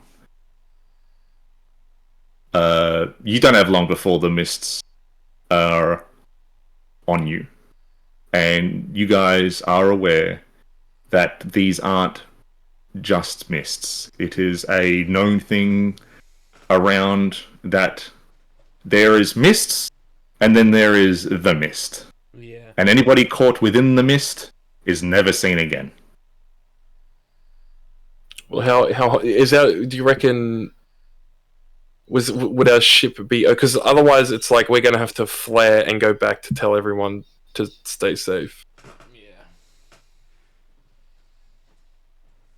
Yeah. You don't know. No one sort of. In regards to general knowledge and being like, how do the fucking mists work? You guys have no idea how the mists work. This Well, can I see how high the fog is? Through the trees, you can see at a certain point you just stop seeing stars. As high as you can see, the mists are there blanketing this valley. I'd say you've got 10 seconds before you guys are enveloped. I would like to dimension door 500 feet into the sky and then firebolt into the sky from there. And hopefully I get picked up quick enough not to fall to my death. Alright. You dimension door up into the air, lower out the fireball, and sort of as soon as it escapes your hands, you are all on top of the deck of the ship. Oh, wow, it's fucking efficient. You do not regain your hit points. Your hit die. As you are ported back onto the ship. Are you okay, Mike? Yeah. Oh, sweet. I only ask because it does look like you're falling asleep. No, I'm good. I'm good. I'm good. Alright.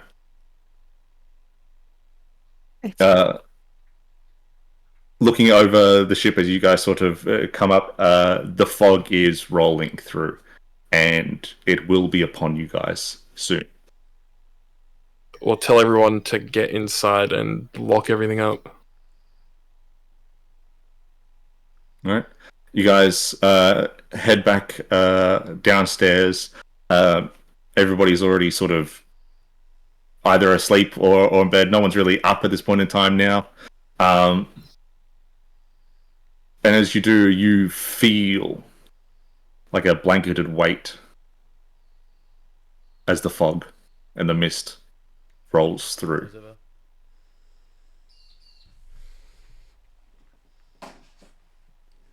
Sia, you feel the ship shudder in anticipation.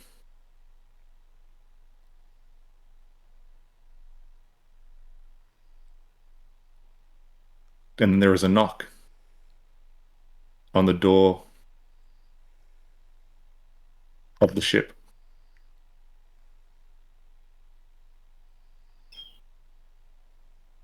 And another knock. And the door to the deck of the ship keeps being knocked upon.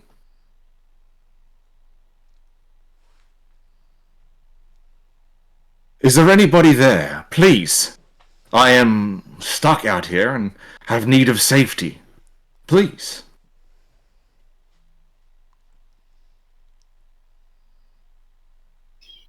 And again, the door knocks.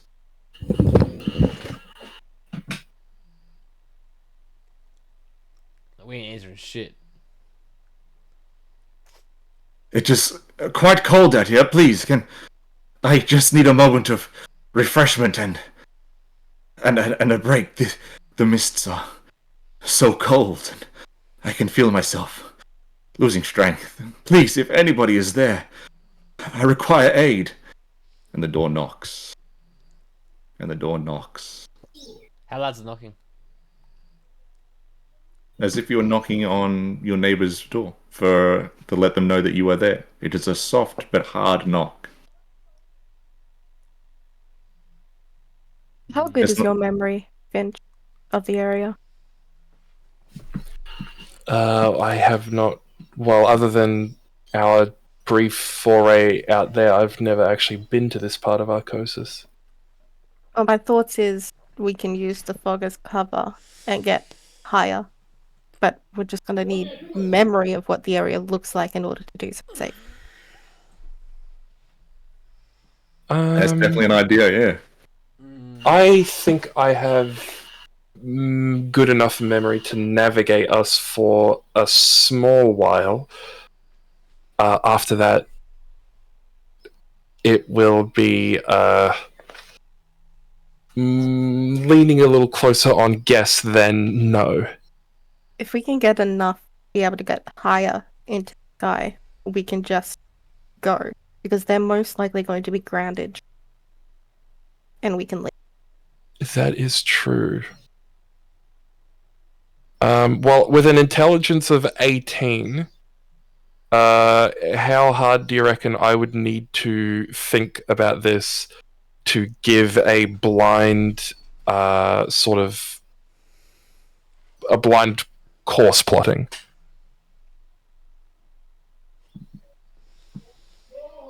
You guys could make your way out from this secluded, up in this peak alcove.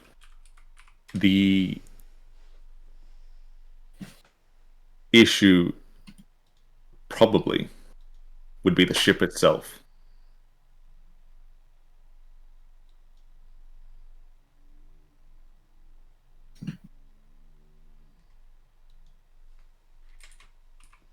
There is a harder knock on the door, and a voice so oddly familiar knocks on it. Ezekiel,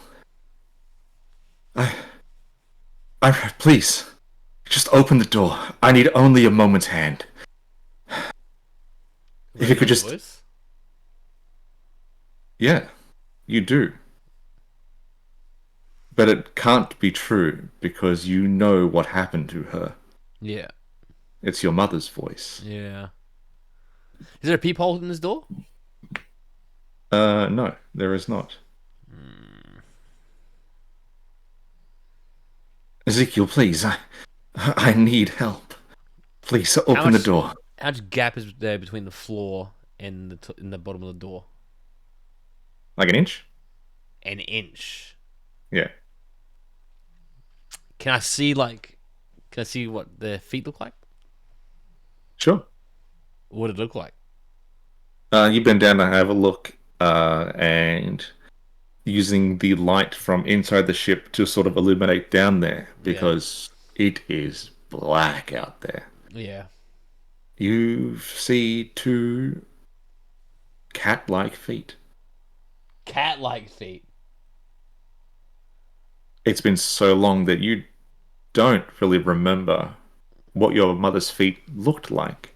But God, they look like Leonin feet.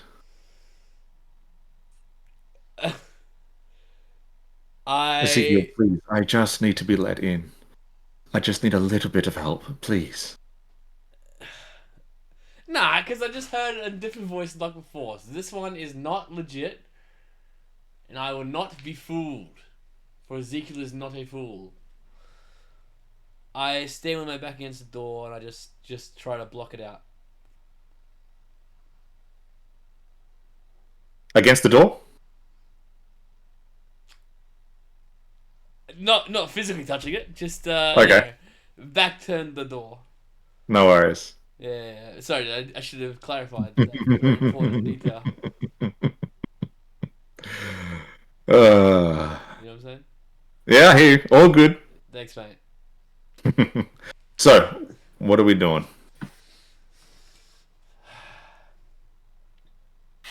Actually, you know what I wanted to do was if it wasn't Yennefer, I was going to shove my sword underneath the door and just poke them. I mean, you can still do that if you want. Also, whose sword do you have? I have a sword, right? I got a short sword. Is that enough to reach? Yeah, short sword's flat enough to probably fit through a 1-inch gap. Yeah. Yeah, right. Alright, I say I respond. Curiosity gets me and I say, if this is my mother, tell me something only she would know. And I get the sword and I like just jab the feet slightly. All right. No. I do it if they answer wrong. I do it if they answer wrong.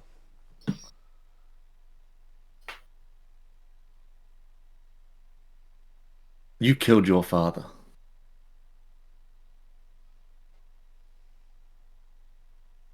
I jab him. That's right, but I'm gonna jab him anyway.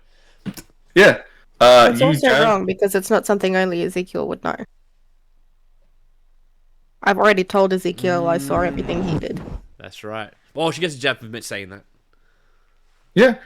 You go to jab into the feet of this apparition that is pretending to be your mum. And as you do, it hooks in. And then as you sort of go to pull it out, it doesn't. I need you to make a strength check to reclaim your sword. 18 plus 3 is 21. With a 19, you struggle as the sword just doesn't want to seem to dislodge from this ankle until you finally pull it. And as you pull it, little bits of wavy flesh stick to the edge of the sword as you bring it in to the ship before it sort of dissolves into dust. Yeah, okay, I was gonna touch it. I await a response to the stabbing. There is no noise, no yelp of pain. There is just a knock on the door. And the voice from before. Please, I just need some help. If you could just open the door. My mother wishes to see you.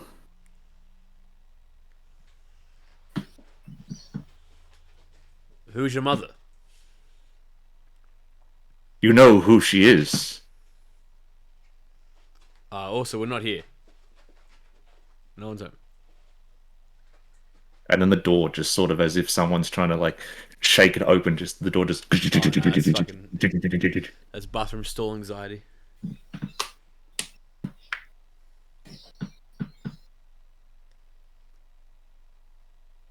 But this isn't the only door to the outside of the ship. Well, that's a problem.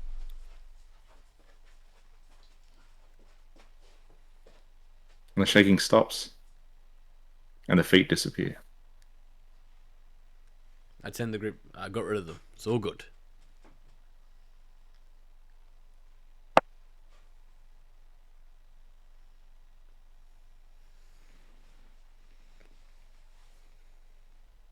So, we trying to move this ship? That's what I would love to do. Sure.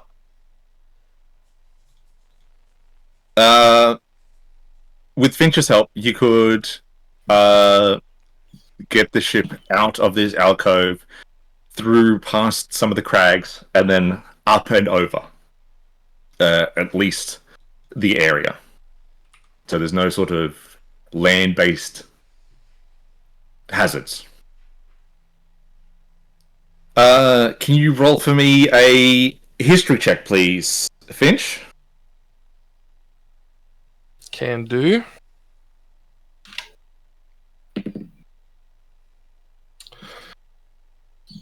Let me just see if Shrewd Investigator covers this. It does not. So that is gonna be dirty 20.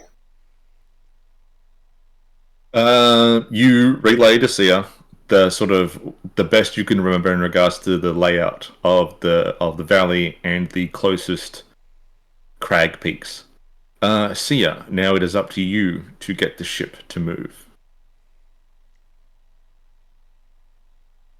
Okay.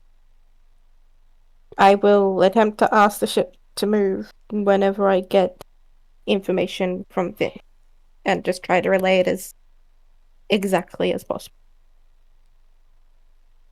Yeah. Finch relays the sort of the best course out of here. You head to the shipwright's room, stand in the circle, and then you throw your mind out into the ship's realm. But the only thing you feel back is knowing anticipation.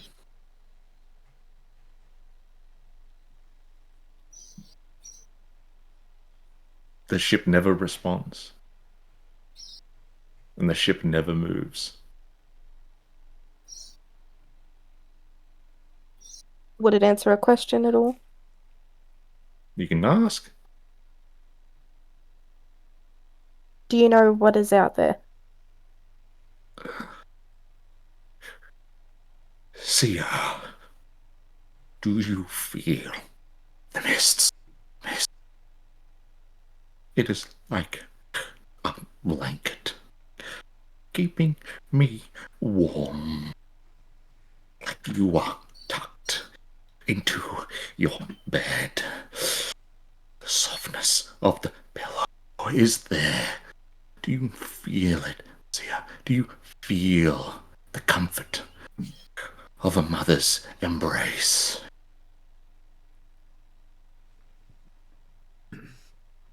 I don't.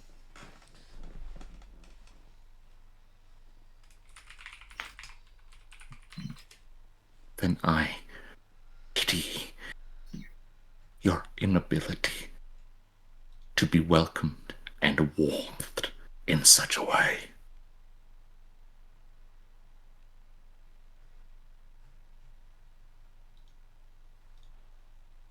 So is this your mother's doing? He is out there. I feel that she is close by.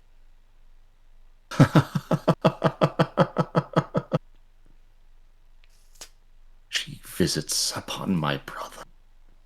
Close, grown. He is soon to evolve, to return.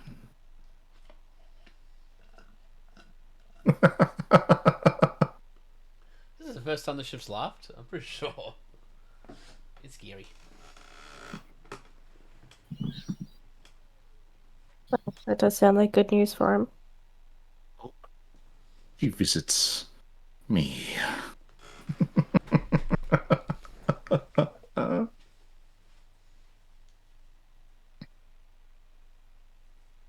Okay, I'm gonna step back at that point.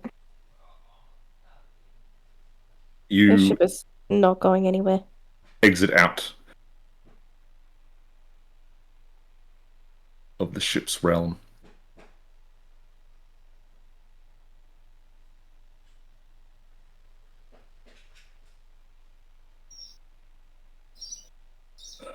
Wessels goes, "So, can we get the ship to move or are we stuck?" We are stuck for the time being, it seems to think that it is his mother that is out there. Do we even know what its mother is? Could be? Not a clue, honestly. Do we want to know?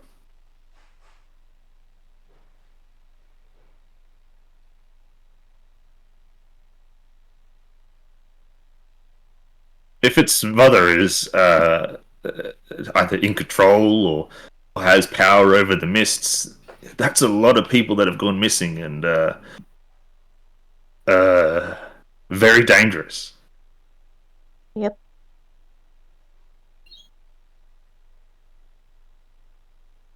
As much as I want to know who she is, or what, I think personal experimentation would be out of the question.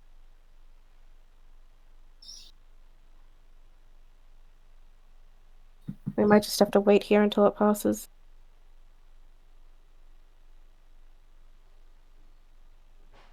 It did Well- mention something about his brother evolving.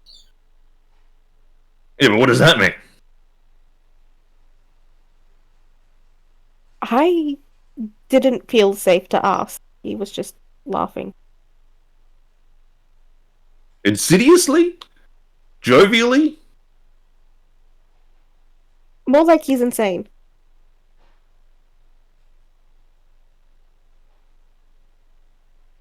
I mean, probably.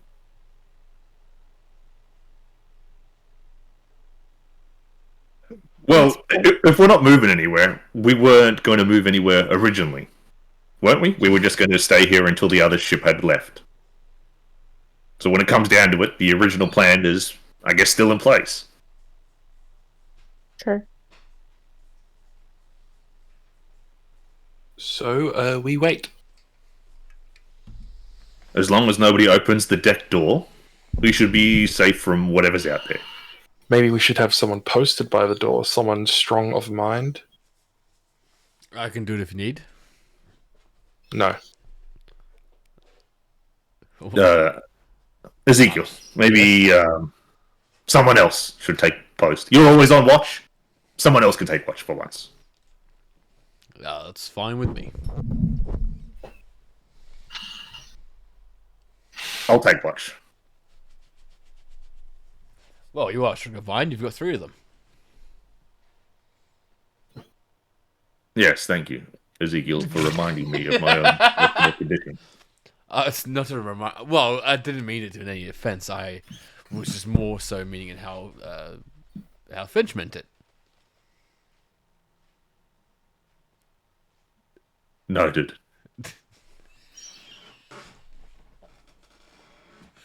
Finch will remember that. Not Finch, sorry. If I can, that's right. If I got the joke, it's fine.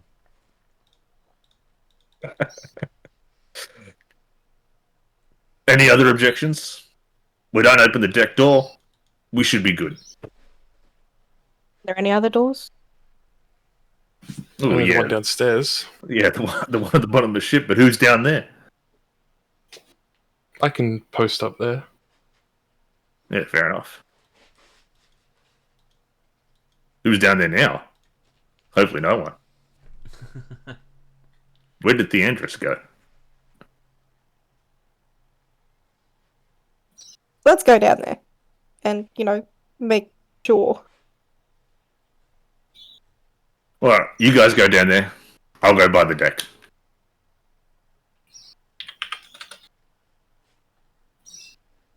And Wessel walks off back towards the deck door. As he sort of, just before he turns the corner, Munakata steps out from his back. Ezekiel, you see Munakata just sort of look at you and just shake his head before following Wessel. Murukata, we have squashed this issue between us. You don't hear anything back from him. Goddamn.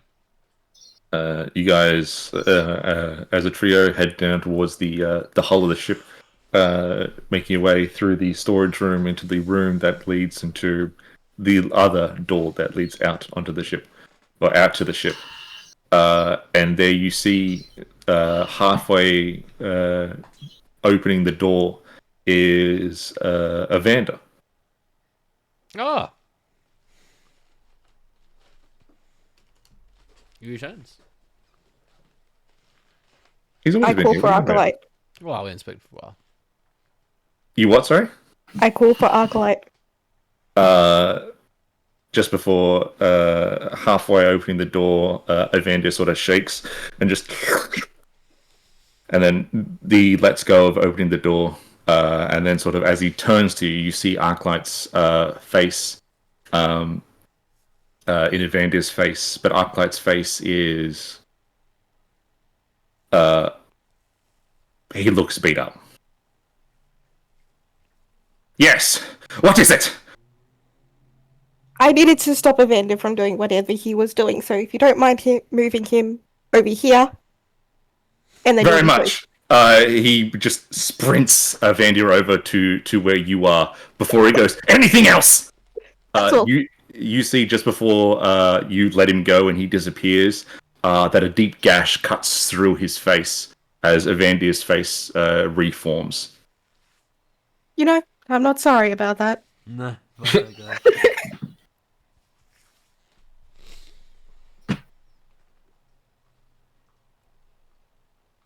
Evandir sort of stands there and just looks around, and then he sort of looks back towards the door, and then you hear this heavy knocking on the door, and then it's hello, Evander, it's me, your old pal. Do you remember? I've got some beer out here made specifically for you. I've brewed it.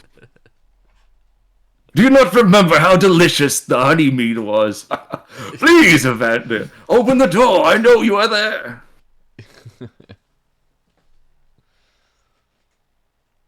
Don't open the door. He sounds cool. You should open the door. He makes beer. I wonder what crazy racist guy is. You wonder what crazy racist this guy is? What the hell? No. I wonder what different race he is. He doesn't sound anything Caucasian. Vandy sort of looks at you, Sia, and he does look, as best as his disfigured face can show, he does look sad.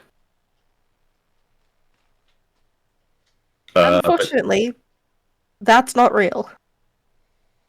He just nods and sort of steps back and away before the knocking on the door swaps to a softer knock, and you hear Sia, the voice of your best friend, goes, Sia, you know, I'm so proud of you. If you could just open the door and let me in, I could help you.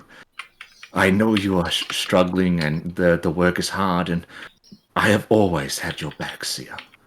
Let me in and I can have your back once again.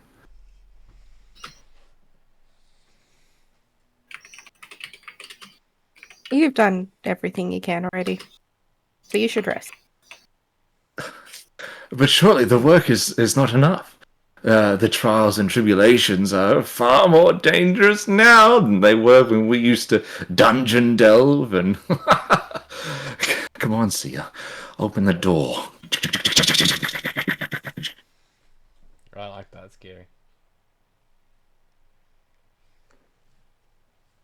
I'm not going to respond. The door just rattles and shakes. But the door is still loosened from when Evandir opened it or unlocked it. There is the possibility of them getting in.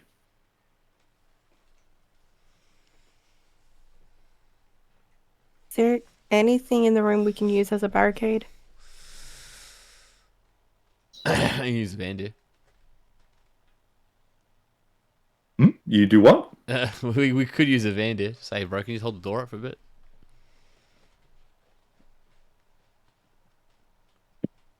I mean, I you know, he's not mine. He's not mine to command. You know, so But I think I also look around to see if there's anything like we can use to prop the door up. Yeah, there's plenty. You could also just relock the latches. I'm not touching the door. Nope. Why?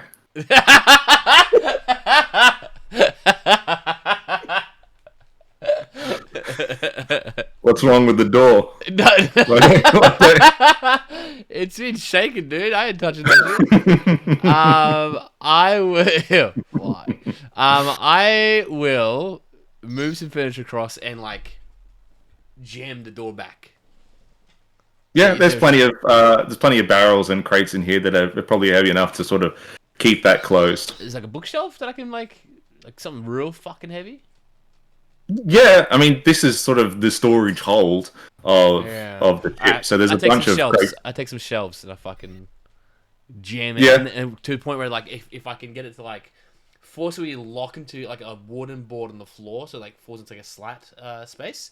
Yep. And then the top of it is like jagged underneath. You want to jam it up into certain locations? Yeah, No worries. no fucking. Yeah. No one can use the door. Yeah, I make sure that I don't touch the door at all. yeah, that's fine.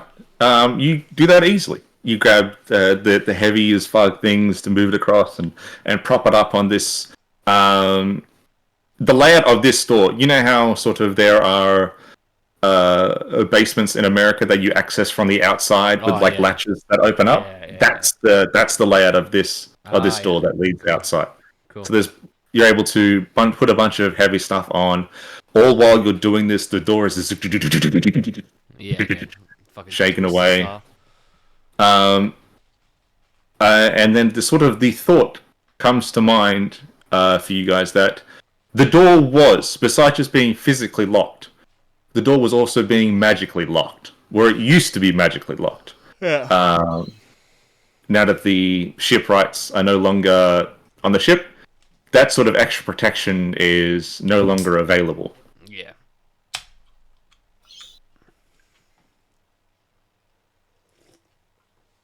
After a while, and you feel like you've done enough, the rattling stops, and no more voices call out for you to open the door.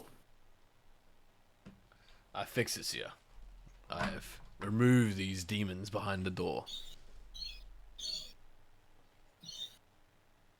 The only thing you sort of hear now is the sound of footsteps emanating outside the ship, walking up the ship.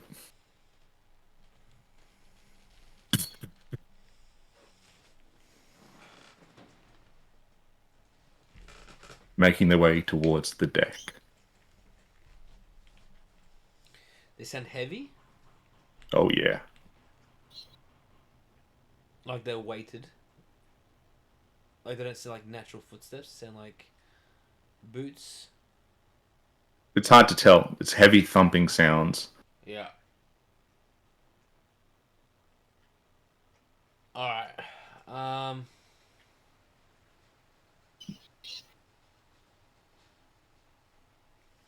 Well, I stand by the door and I just kind of keep an ear out, or I guess just hesitantly be ready in case something does bash through.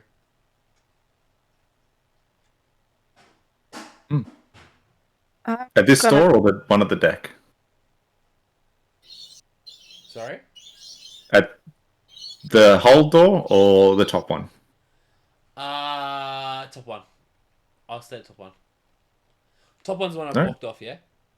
No, you blocked off. The floor door? Yeah, top door I'll stay up then. Alright. Sia and Finch?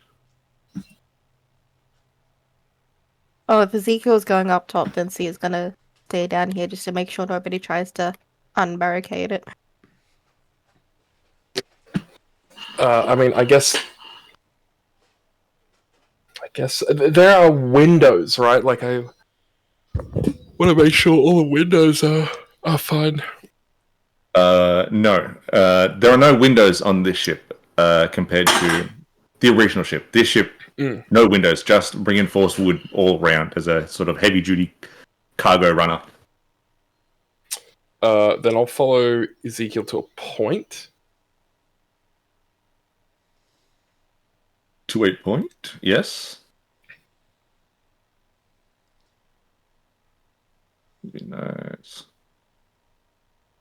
No worries. As you sort of move up through the ship, uh, there you see Theandrius sort of go. So, have you guys been hearing voices too, questioning about opening the doors, or has that just been me? We had it too. Oh, good. You haven't opened any of the doors, have you? No, we haven't. Ah, excellent. Good idea. Did you? Of course not. Can I roll Why your would I do so? Sure. Thank you. Ah, that's good. That will be 18. 18. He seems jovial when he says, "Of course not." He smiles when he says it. Why would I? Why would I do such a thing? Who knows what could be out there? You know, if I let the door in, you know, who is speaking on the other side to me when I am at the door? They ask me to open it. You know, there could be anybody, anything. You know, it could be my old wife. It could be my very daughter. You know, such voices, and you know, I open the door and turns out that's not who is there. You know, you just close the door again. Surely they didn't come inside. That's ridiculous. Is that what For you when I No, I'm just saying, of course, that if I opened the door and there I saw my daughter, and then I go, that's not really my daughter, I close the door. Surely that wouldn't be enough time for whatever it is to enter the ship. Surely. How did you feel hearing your daughter's voice again? I was quite sad, yes. Were you sad when you opened the door and it wasn't her? I never said I opened the door. I'm just I saying. thought you said you did. Oh, apologies. Are you accusing me of opening the door, No, Ezekiel? Is that what you're there's doing? no accusations, dude. I'm just, dude. There's no accusations at all. I just, Dude, what are you doing, man? sorry, I misheard. No, look, we are defending the doors currently, so we should probably get back to that until this all blows over. Oh, yes, by all means. Wessel is surely up there by now. You would hope. Why, did something happen to him? I don't know. Then why did you say that with such solemnness, like something has happened and you hoped that he was there? Is there fighting going on, Ezekiel? What's happening? I think everything's fine. I think everything is okay. You know what? I know everything is okay. So just you help defend the doors, like yourself. You know. Very well. And I shake my head and trying to end this awkward conversation and get to a door. No worries. Thanks, man. And he sort of just stares at you as you go. I step back and I'm like, I go to my door. And I try not to make eye contact again. Yeah. By the time you reach the top door, you see that Wessel is there, standing sort of at attention. Munikata on the other side, leaning back against the wall, arms folded. How did it go? You haven't opened the doors yet, have you, Ezekiel? You're one for temperaments and fast actions. Mukata, I hate that you say that. No, I haven't opened the door. I've actually reinforced them. The truth hurts that bad for you? Ezekiel? Does history not show you as a actions first, thoughts second later? Well, Mudikara, please. I don't want to have this war of words with you. The only thing I did was stab the being underneath the door, with the door closed. So you aggravated what situation we are in. Well, Provoking them. I didn't provoke them, per se, because nothing else happened. They just changed their voice. Well, why don't you stab them, Mudikara? Oh, nobody. Apologies. I didn't know. Please. Have some faith in me.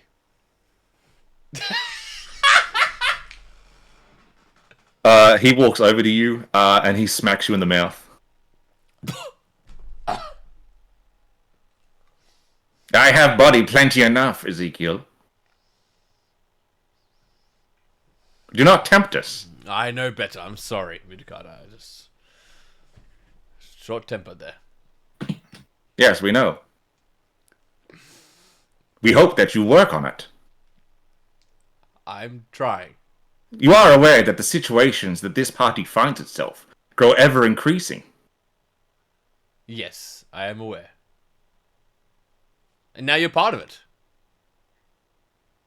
Begrudgingly so, yes. Yes.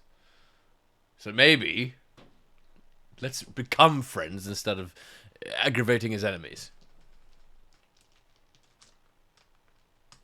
Time will tell.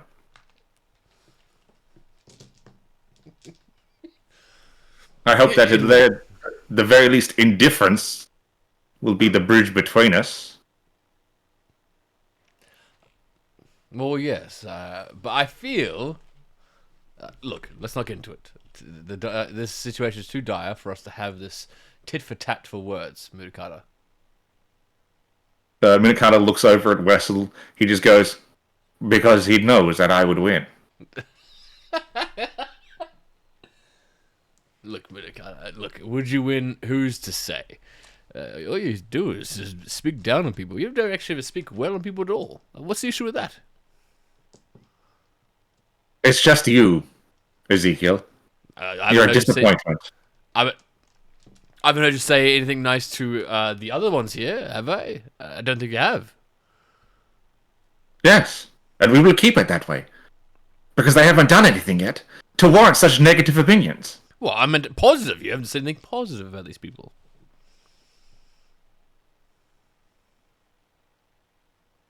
He just steps next to Wessel and then merges back into him. I think, Wessel, that's one win for Ezekiel.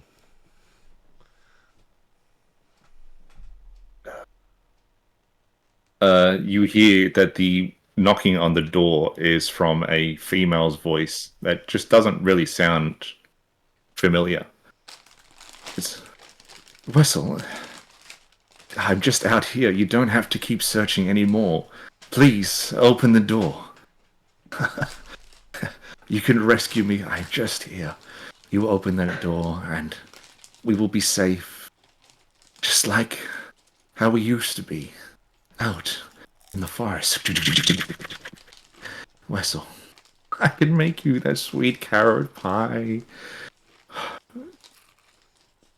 You know, when you were young, that was the best thing that you ever had.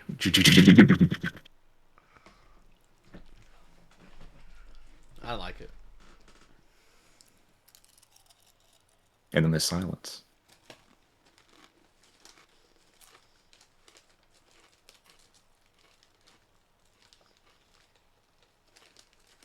And you feel it. The sort of soft pressure that the mist sort of places upon you starts to dissipate and leave.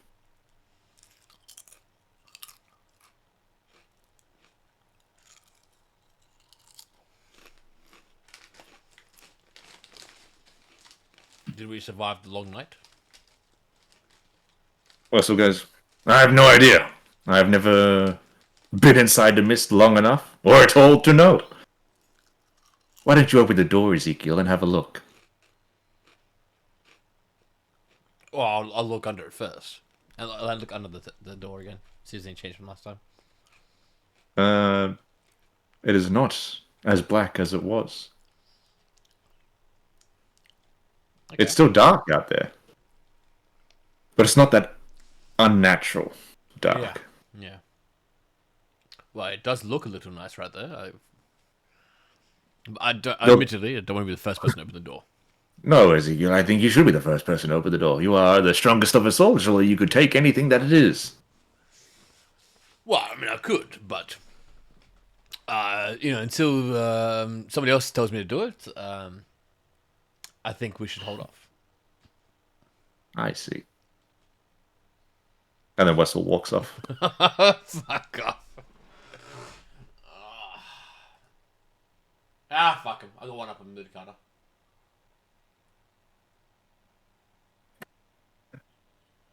Mr. Finch, what were you going to do when you stopped following Ezekiel halfway?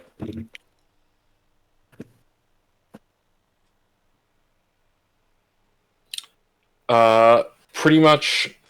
Oh, no, that happened. Pretty much just doing the rounds and making sure everyone is like, you know, mentally strong. Everyone is good morale. Yeah, Not the only people breaking. that are awake, really, is Raijin and Fusion, who are sort of uh, just praying to Albina and Kishoten for nothing to go wrong. The rest of the small crew that we have, once the sort of alarm bells of another ship sort of died down, they just went back to bed. Right. No, well, I'm just ping ponging back between everyone. Not being like, you guys okay, and then leave. You guys okay, and then leave. Just like, you guys okay, and then hang around for a bit, and then move on. Just Yeah. making sure everyone's fine. Sia, you feel the ship sort of breathe out, and you feel it relax.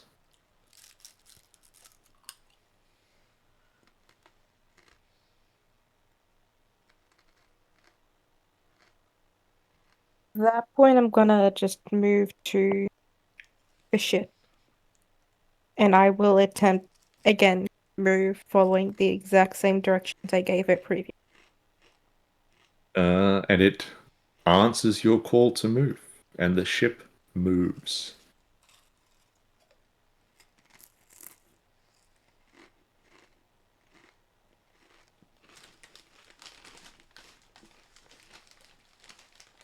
Up and out of the small conclave within the casts. Up and out over the valley, and the journey continuing east to Chongjin.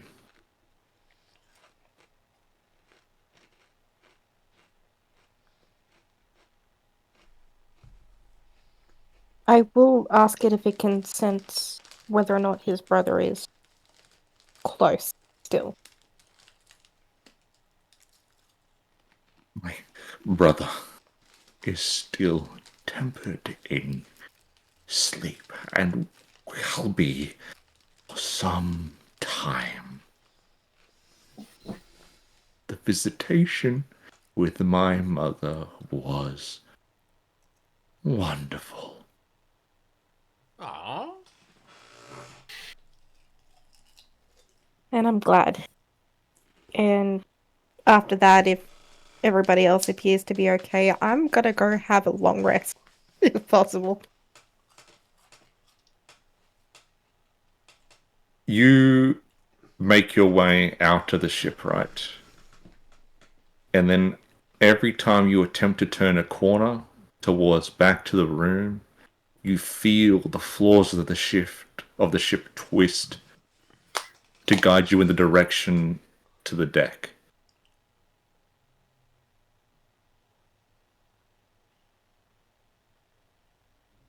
Okay, I'm going to the deck, I guess. There, the door still closed.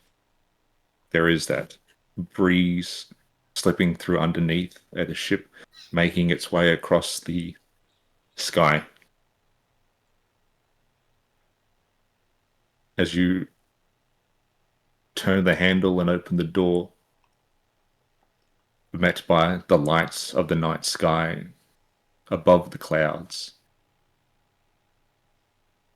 And something catches your eye. There is a shiny object, black, an obsidian, laying on the floor of the deck of the ship.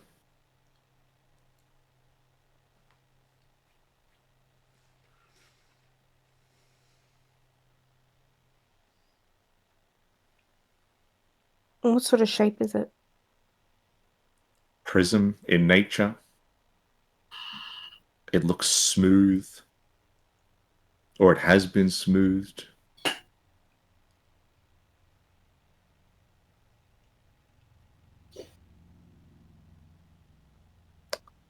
But you see that this black prism now that you sort of are able to get a clearer, as your eyes adjust and get a clearer look, the prism itself isn't lying on the floor like you thought. It's sort of floating, just a little bit, above a four-pronged black base.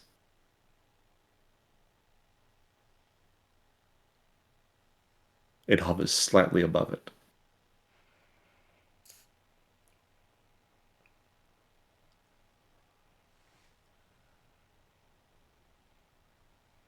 At the risk of sounding crazy, I'm gonna ask it, what are you? There is no response. But you have seen it before. Not this exact thing, but something quite like it. Something much, much larger in size. Gosh. Okay.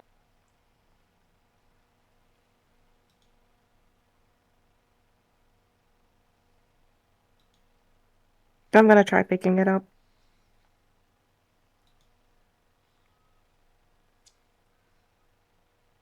As you get closer and pick up this small toy-like miniature, but it's not wooden. It is not iron, not steel. It is of an element of something else. And as you pick it up, the floating obelisk above it doesn't tip over or fall. It stays floating above it, turning slowly.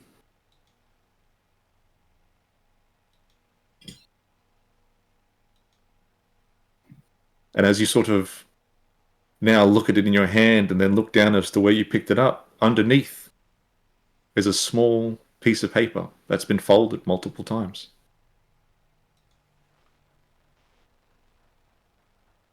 I will pick that up as well. You pick it up, and as you do so, the paper slides out of your hand, folds and morphs itself into a mouth. Reference style, that one scene in Harry Potter where the Ron opens that envelope up and it's his mum talking shit about opening that car. How dare you? And as it forms this mouth, it speaks to you in like an old womanly tone. Ah, you are the one that is taking care of my son, my sons and my daughters. I beseech you, well on your journey. If you are to succeed, know that you will have my favor. But I also know that the truth is something that pertains to your way of life. And so, Sia, a lady way out of her time, know that within this ship, and all ships of its design, is the soul and essence of an astral dreadnought. Please, with this information, take care, for my children are always hungry. And the note sort of just eats upon itself and disappears.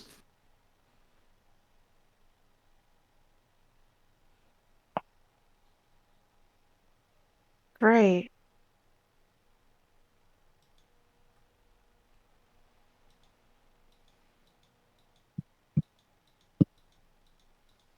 I'm gonna go to bed now. Excellent. Everyone else? Yeah, been up since 1 a.m. sucks. Yeah, if we're good and gone, then yes. Excellent. Everyone heads to bed, and the sort of last things upon your mind are sort of the voices that you heard emanating from the doors, familiar voices. Except for you, Sia, it's not the fact that it tried to mimicry the voice and personality of your best friend, long gone, long past. It's the small, toy-like obelisk. And the sort of last things that sort of emanate in your mind before you drift off to sleep is that This reminds you of that one time that you found something much larger in a cavern so deep underground you thought you were below the world below. A sort of shrine-like architecture to something called the Memorian.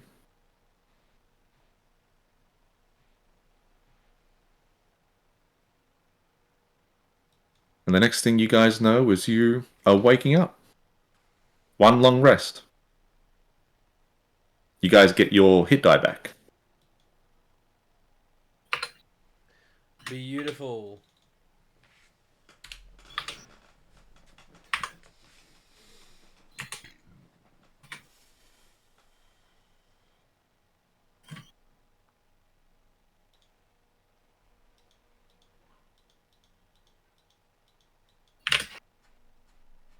Onto the sometime that same day, there is a knock on the door.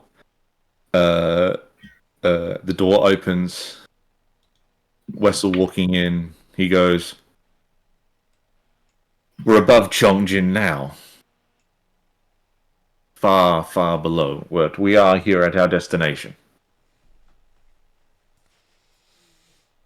No sign of any other airships. There hasn't been since the 5 hours we've been here." All right. That must be a good thing, right? One can only hope.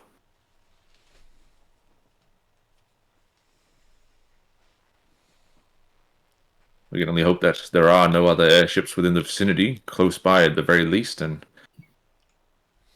hope that battleship doesn't make its way here. I can't see why. I think that battleship will be grounded for at least a bit. Well, that's good news for us then. What's the plan when we get to Chongjin? Like, get inside. Well, that is something we have to discuss and talk about. The town is quite large.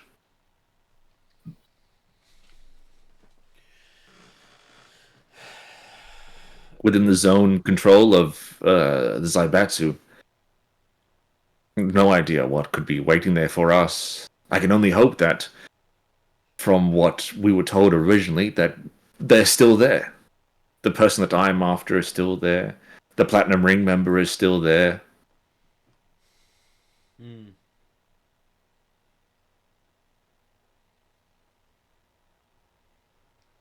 So where do we start then?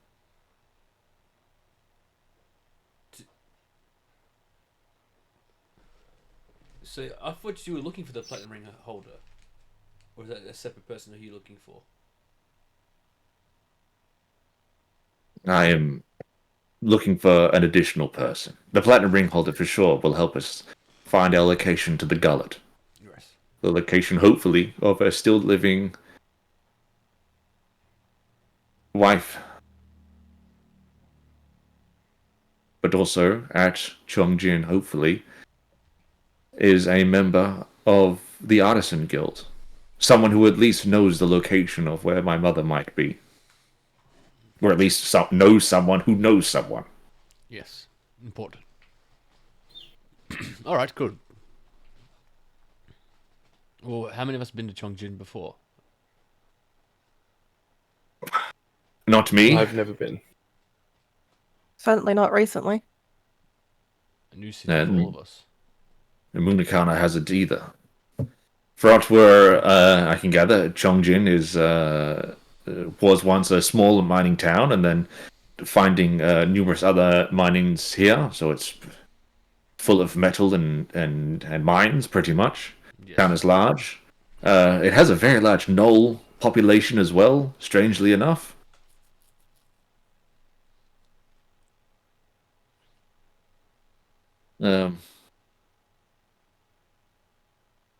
But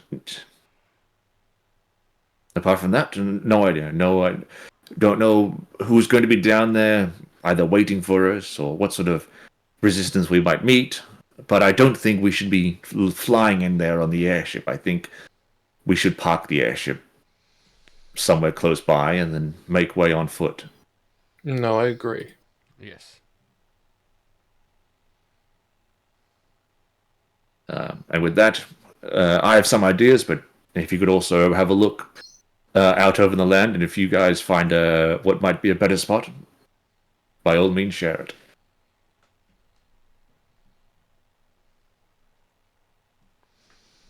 No, I think.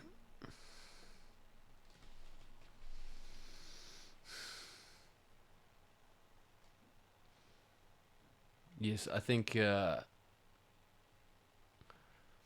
mean, any spot's gonna be fine, right? If it's new to us, still.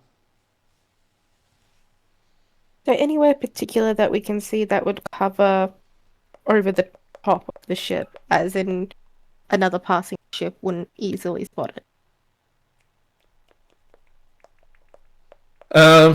So, if you all make your way on top of the deck to get a better look out over the land, there you can see sort of in the distance to back out west is sort of the wall of the Karst Mountains entering that region. Closer again that you are into the center of Kosas.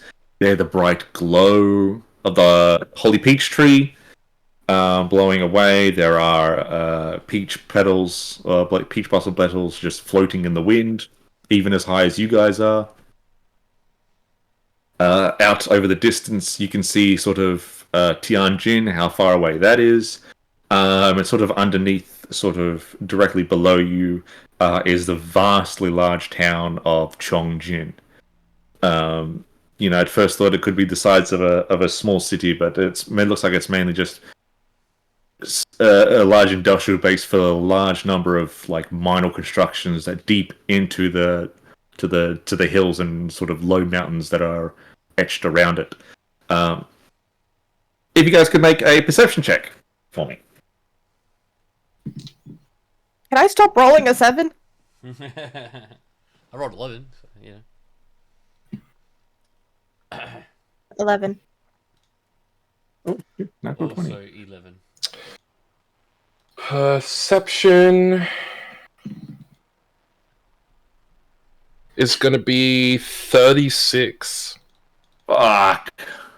Damn, I thought Wessel's 25 was going to be high. Yeah.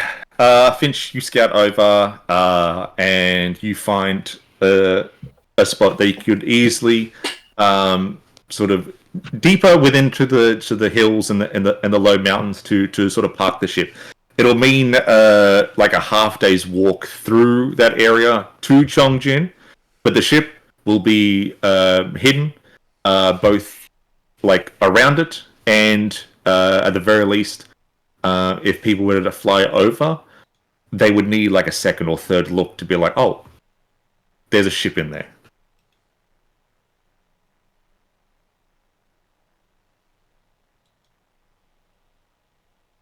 I would like to talk to the ship and Yeah.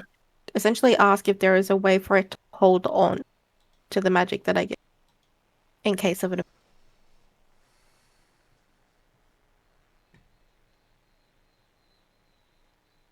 Ah.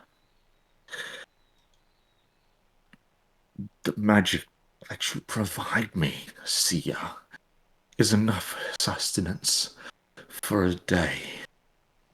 I cannot hold onto the food given to me. I must eat it. You would have to provide upon me more than what you do now.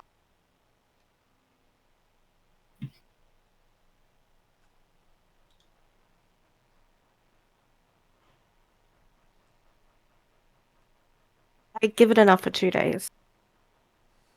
Yep, so that's 6 spell slots. Yes. And then with the font of music, 4. All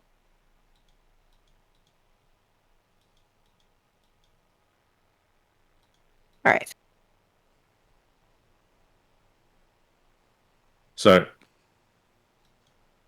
today is not included. tomorrow, and the day after. Yes. All right. So if it's like an event where they are under attack and receiving harm to the ship may move in order to evade damage.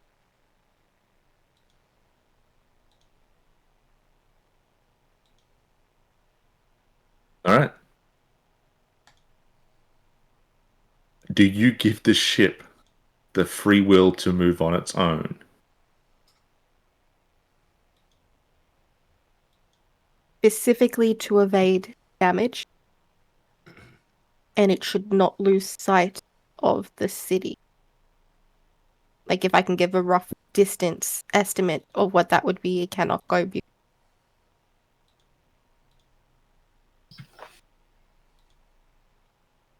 That is done. If that's the case, if you want to follow sort of the path that Finch found, we can do that. Yep.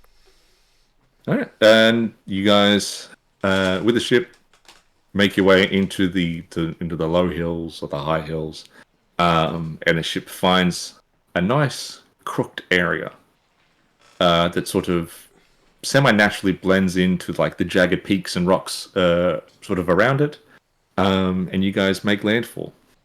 Sick. Now within the Zaibatsu Quartocracy. And sorry, I do also give a heads up to Raijin and Fusion. That's how the ship will react if that happens. No worries. Raijin goes, so we'll stay here. Thank you. Yeah, mainly because we've also just got to. I think a larger group may be a bit of an issue, but also someone has to stay and look after the rest of the crew that are here. That does make. If, for example, you guys need to scavenge things around the area, do we have the funds if somebody needs to run to town for food or something? We have some money, yes, but I think it would be best if we just did it close by. I dare say rushing into town to buy necessary supplies would only create potential hazards and issues, as a just in case. We have enough here to last us at least 2 weeks. We should be good. If anything, it'll be keeping boredom out of my minds while you are away. Good.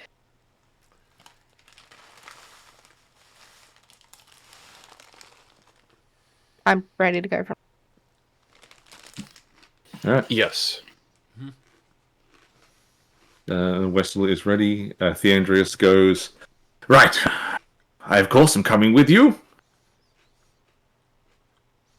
Any concerns?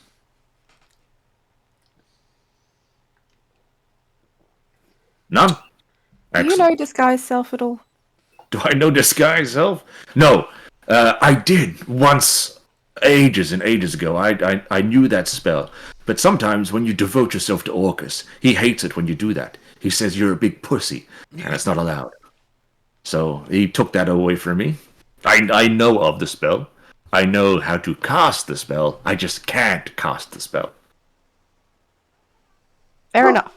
Buddy. We are walking in with a human that doesn't.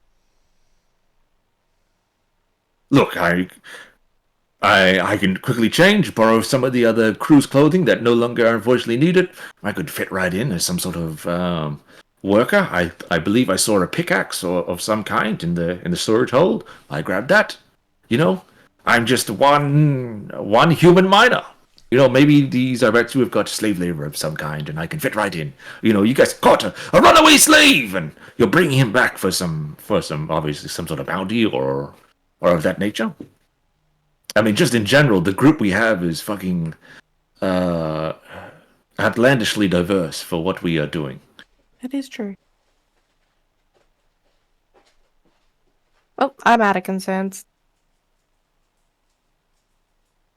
Excellent.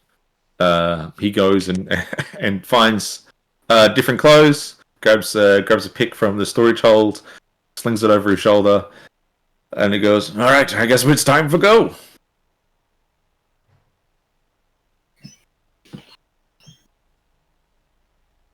We're not forgetting anything, are we? What would there be to forget? I don't have much to bring, really. Uh, Wessel seems to have everything that he needs to have. Wessel nods. What is there to... what exactly do we think we might need? We know our tasks and our goals, surely. We're after two individuals. Two individuals. Hopefully they're still there. Fair enough. It's just going to be a long walk back, you know?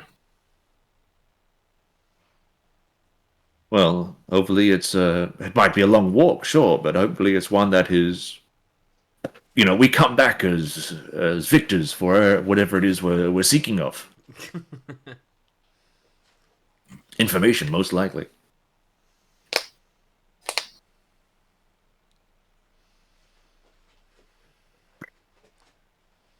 All right, well then let's be off. All right. And you guys leave the home of the ship and start your travel to Chongjin. Chongjin is where we're headed. You guys are unaccosted along the way there. What? Um, We're accosted. unaccosted along the way there. Alright. I didn't know it was a word. You were not accosted along the path there. There we go. I'm with you, brother. Hmm. One up on Minikata, or one up on Cooker Man. I'm fucking unstoppable today, baby. Ezekiel must die. And by the time you see the outskirts of Chongjin coming up over sort of this section of sort of jagged hills and peaks, you see the town of Chongjin. By the time you get there, by the time you guys woke up and get there, you're looking. The sun has already sort of start to set, and there's these sort of non-illumination / illumination is the moon that's sort of out there, but it's mainly covered by clouds most of the time, and the peach tree in the distance that is nice and bright, but it just never seems to produce a vision bonus, if that makes sense. Yeah, it's not really like, I don't know, lighting the way. Yeah. And Chongjin, from what you guys can see, it appears to be an unwalled, very large town, filled with very much not what you're used to or have seen or are aware of. Large factories producing out the arse equipment and materials. There's at least, from what you can see, 5 different mining sections. Sia, you see that the 5th one, way down at the end, looks to be in the location that you had your last dungeon delve in.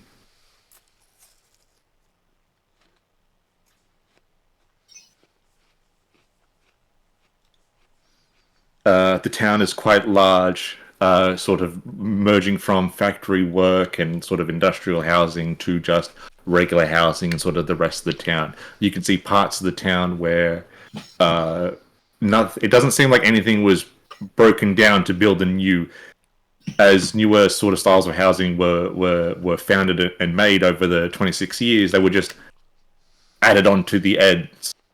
Nothing was remade. It was just layered on. A bigger piece is that on the other side of Chongjin, there's a bunch of large hills, and upon one of those large hills is a very large statue, probably 40 feet tall, 20 feet wide, sort of positioned looking over the town itself. Looks to be of a knoll. And who was saying that there was a large Knoll residency here? Uh, I don't know who said that to us. yes, it was Wessel, That's all, okay. who got it from Midakata. Cool. So there you guys are. That's what we can see. For real life retrospect, what we're looking at is basically Meiji period Japan sort of style, where they amped up Western influence and industry by like 100%. Long gone are the days of the samurai. Hello, Western industry. Yeah. So the buildings still have their sense of, Arcosian aesthetic, but the heart of it is just cold steel and progression. Cold, unforgiving steel. So what would you guys like to do? Who've entered it now, yeah? Yeah, you're getting close to you're seeing basically the town from the up top from where you guys are. That's the layout. Yeah, cool. That's all the mines. There's the town, factory works, housing. Out there looks to be a bunch of market areas. Past that, and sort of the opposite side of the town, leading out from like the fifth large and last mine into a bunch of hills that lead out towards where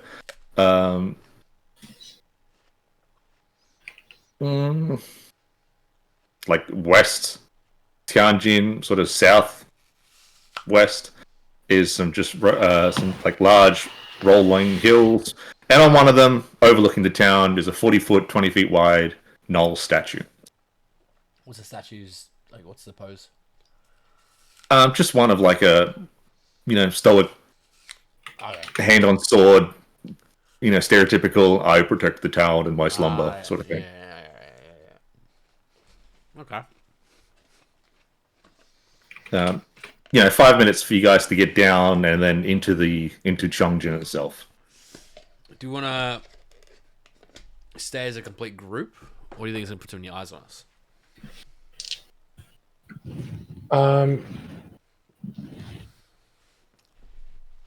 I think it should be okay. Okay.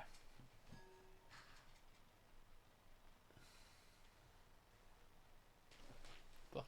I'm here to help you guys with whatever you guys are wanting to do, but if we do pass by that statue, I want to have a closer look. I think it would be better for us if we did stick together. That way, it'd be easier to defend ourselves, and that also it would, it is more suspicious to see individuals separately than it is to be as a large group. A bit more confidence. Wait, when what we are all statue was together. that? Sorry? The massive Knoll statue? Oh. You should have told me. I've seen it.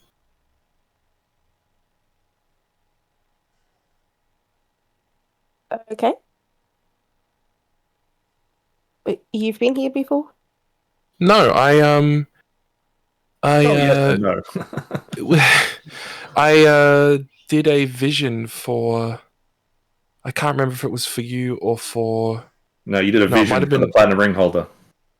Yes, and maybe you weren't there, but I did see a big statue of a Knoll.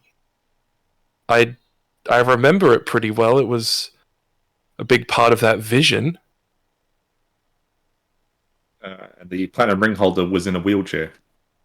I believe I even remember what. I believe I even saw what the engraving, the plaque said on the statue. By the way, if we pass by, I'd like to have a closer look.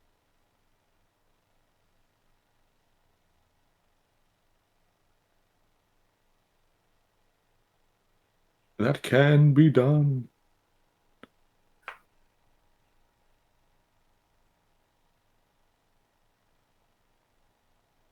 Otherwise, we have 2 people we're looking for, the platinum ring holder and who was the other guy again? It is a artisan that works within the inner circles of the people that wear the crowns. Do we know what these people look like?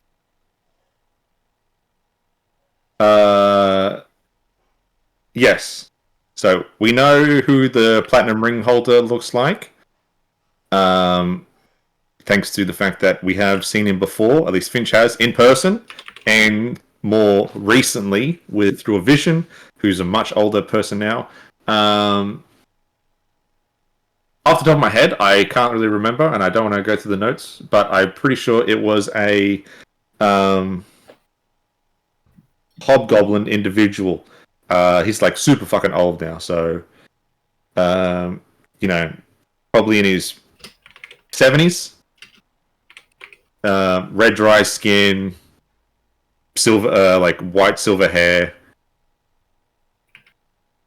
wearing a platinum ring, and the guy that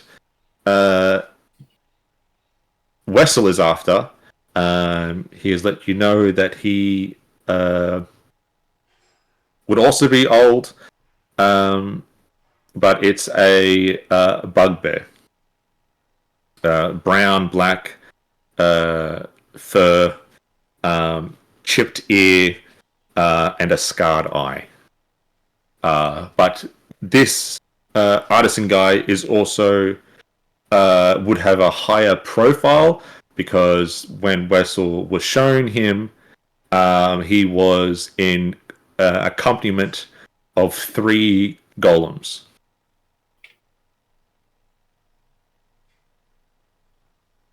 Okay.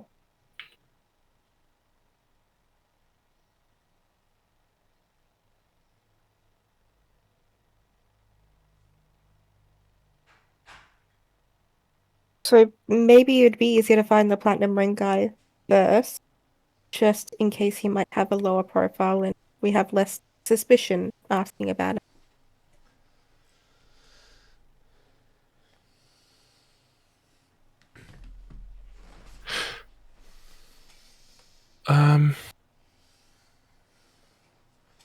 Sure. I guess I could, while we're all together, I could just quickly use my eyes and see if I can find where he is right now. My idea was we head into town, find a local tavern first, or a place of stay to get sort of acquainted, and we ask slowly around any patrons or, you know, heard any rumors, or have you seen? What did you think about that guy who was walking around with all those golems? Wasn't he an asshole? You don't think that would? Well, bring I'm us open to kind of ideas. sympathy?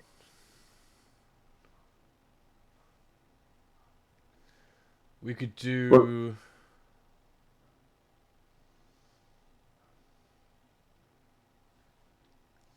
Look, either way, standing out here, I'm getting cold. So Alright, well, let's head in first, and maybe we'll just find a place to stay the night. Oh, actually, do we have any money for that? I actually have no money. Still has no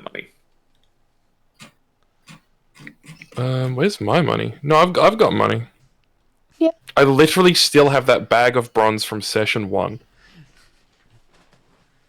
Is that what's used Does this place use gold, though? Where's what? Sorry, about? Does this place use gold, or is it still paper money? So,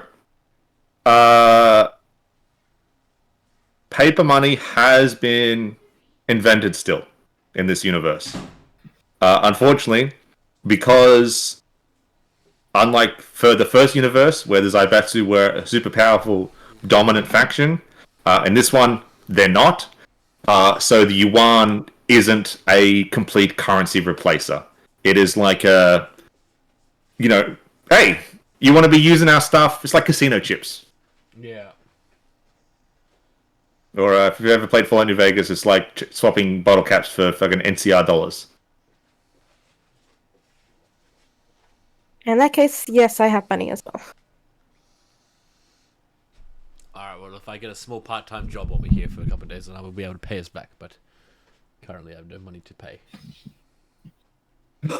Yes, and I have no money either.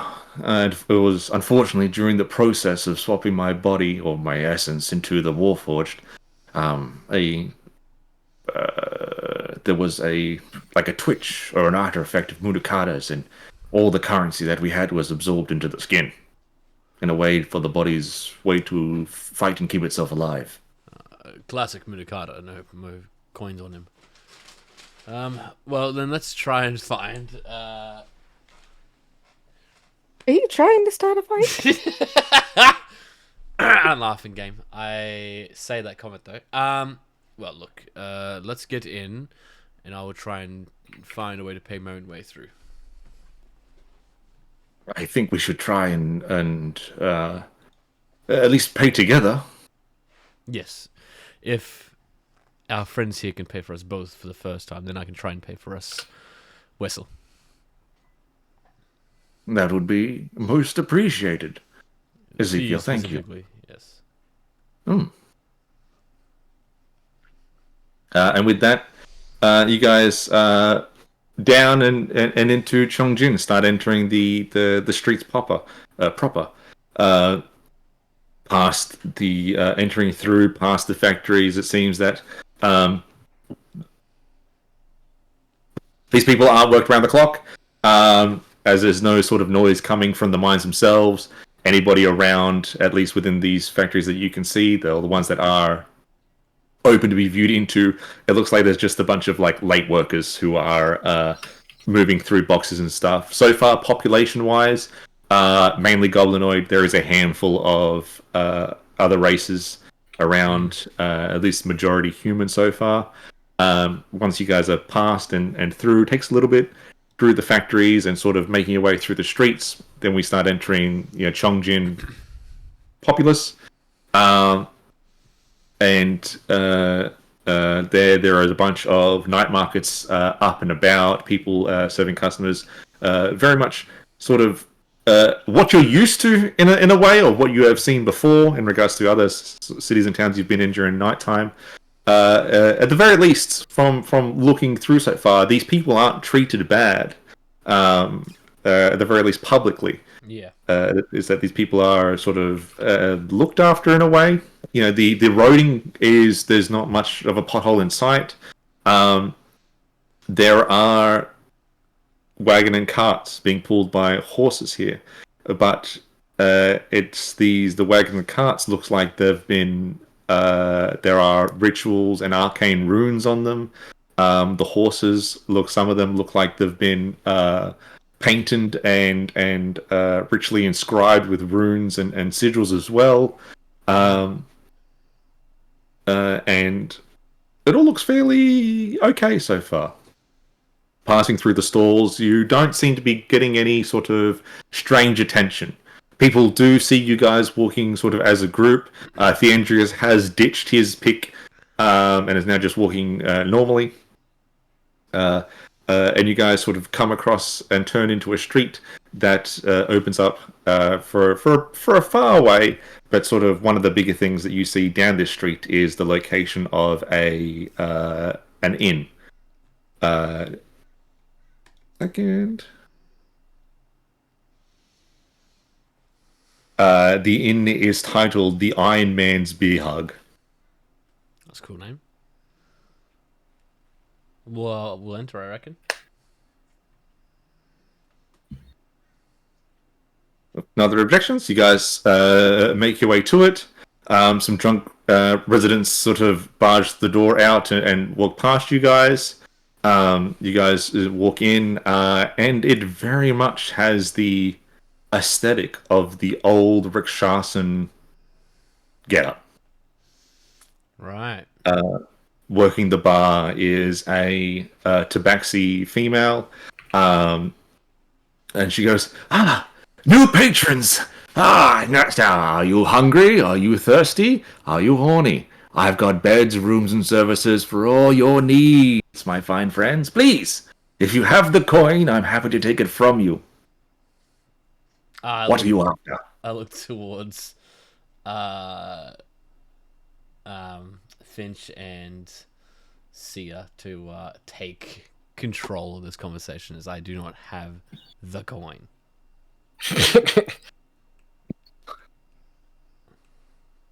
This is a note for the listeners. He has never had any coin. Well, I have had coin before. Yeah, for all our listeners out there. Just lost it all post diversity.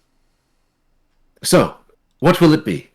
We have a deal going on at the moment that if you book your stay and acquire the 3 meals a day, breakfast, lunch, dinner, provided with additional small amounts for drinks provided at the same time, we have a deal going on to make the prices so much cheaper.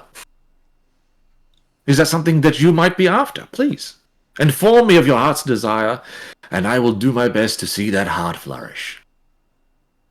How much is your deal so far?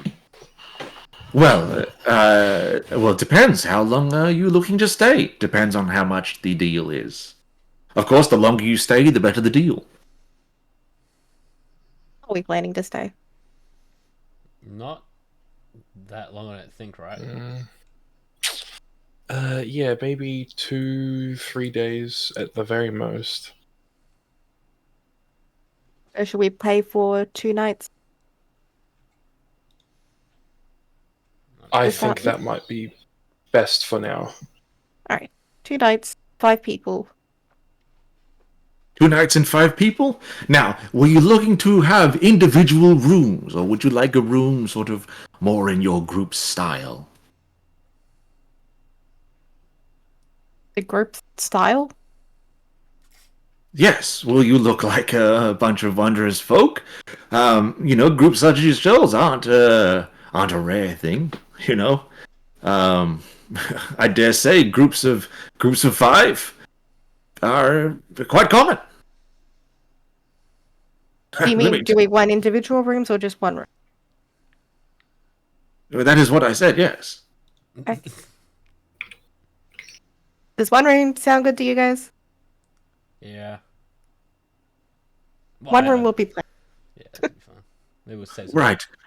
One room for 2 nights plus meals, beverages, will cost you 10 gold. Is that okay? For 2 nights. Yes. God, why can't I at the moment? I'll work, man. I'll work. That should be fine. Excellent. Thank you very much.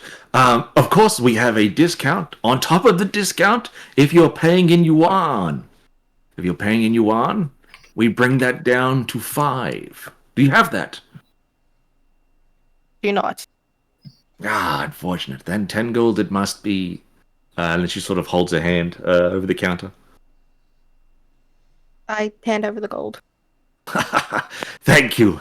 And I will dare say that your hearts will flourish.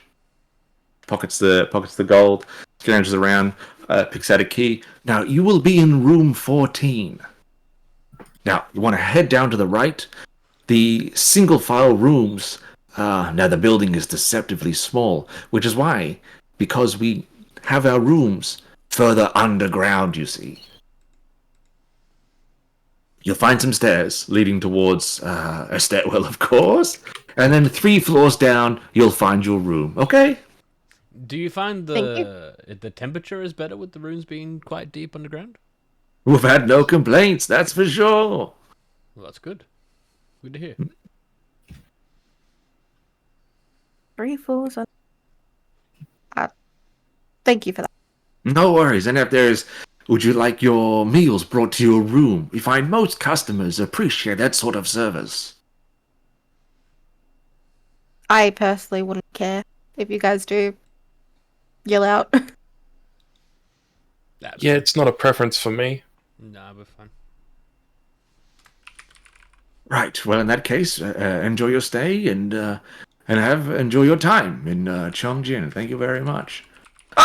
Yes, a new customer. How might I purview of your coin? You guys make your way through the side corridor. That sort of only doors you pass look like they lead to toiletries. and then the stairwell that goes down into the dark, where there is no lighting. At all? Correct. I do I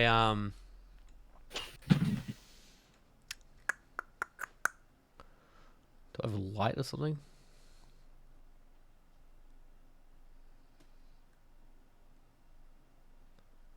And I have a torch. I don't think people would Yeah, appreciate an I open have flame I have the underground. spell daylight, but it'll fucking blind everyone. Hey, what about this one? Oh, my eyes! My eyes! Yeah, I don't really have anything, to be honest. Unless I light up my Mithril bar or my X3 logo from Assassination or my potion of enlargement. I don't think any of those will do the trick. Nah. I can make a bonfire. I mean that. I mean, if you control it enough. Wessel has a candle. Oh, hey, look. How good's that, eh? Oh, he has quite a few candles. All right, Wessel's gonna Yeah, 'cause he's light up a candle. Be careful.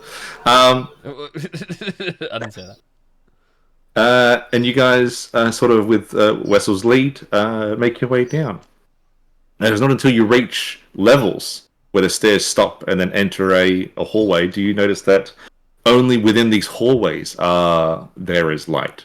Dimly lit candles as well that designate a certain amount of rooms. Each level looks like it designates 5 rooms. So 5, 10. And then on the third level, you see your room 14 further down the end. Oh, nice. What are the hallways like? Like, is it worked stone or? It's worked stone. It's all very from the light of the candles. You can see that it's all like textured and detailed with patterns that don't have much symmetry, but are still nice to look at nonetheless. But it is an odd choice for there to be not much or no fucking light at all. You guys get to room 14, put the key in, turn it, it unlocks, and as you push the door open, the internal torches light up automatically, illuminating the room, and it's a nice looking room. Opens up to a small like 2 zones. The first zone is a sort of passive seating area with some tables, some chairs, some shelves and cupboards. And then the second zone is where you find 3 beds, doubles.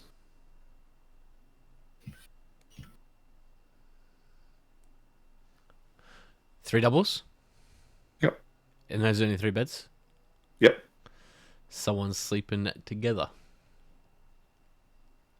Well, I'm just little. I can probably share with someone.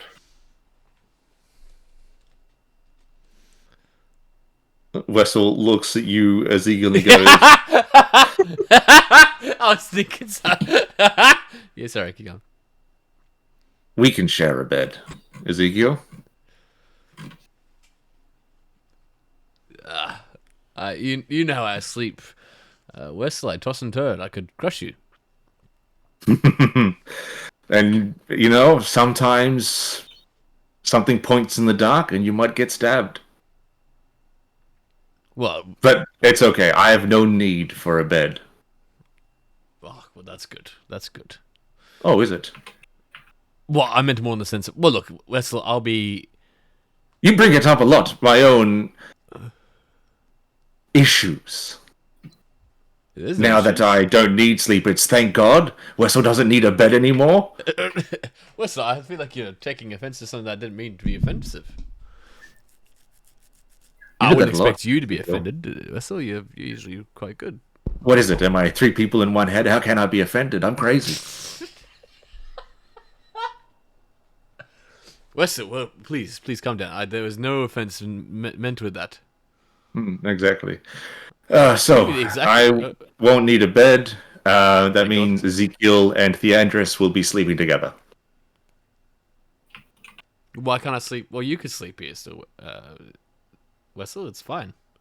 I don't need a bed. I don't need to sleep. I enter a motionless state for half as long as you need to rest your eyes. So vulnerable. Well, I'm not vulnerable in a room full of friends.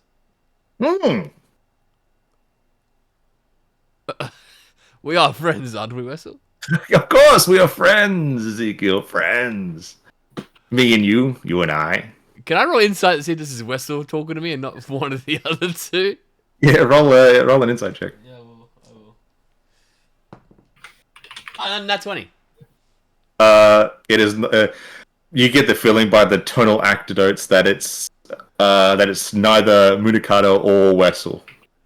Oh, right, okay, cool. Okay, well, if that's the case, then I won't be too more snarky then. Look, let's get our sleeps going, and what time's it now? It's daytime, surely, right? Nighttime, daytime.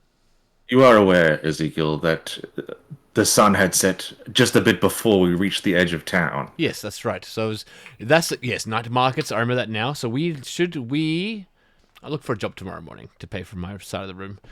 I don't need dinner. I think I'm quite full already from our rations during the late evening.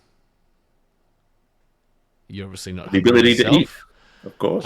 Yes, I know. Yeah, well, as far as a person who takes inventory of the food, I think they would be justified in saying thank God that you don't eat, because it means that we're... Is that what you do? You take inventory of all our rations, is it? You make sure that Finch only eats his shirt and share. You make sure Sia only eats share. And then you look at me and go, why? Thank God, more rations for me.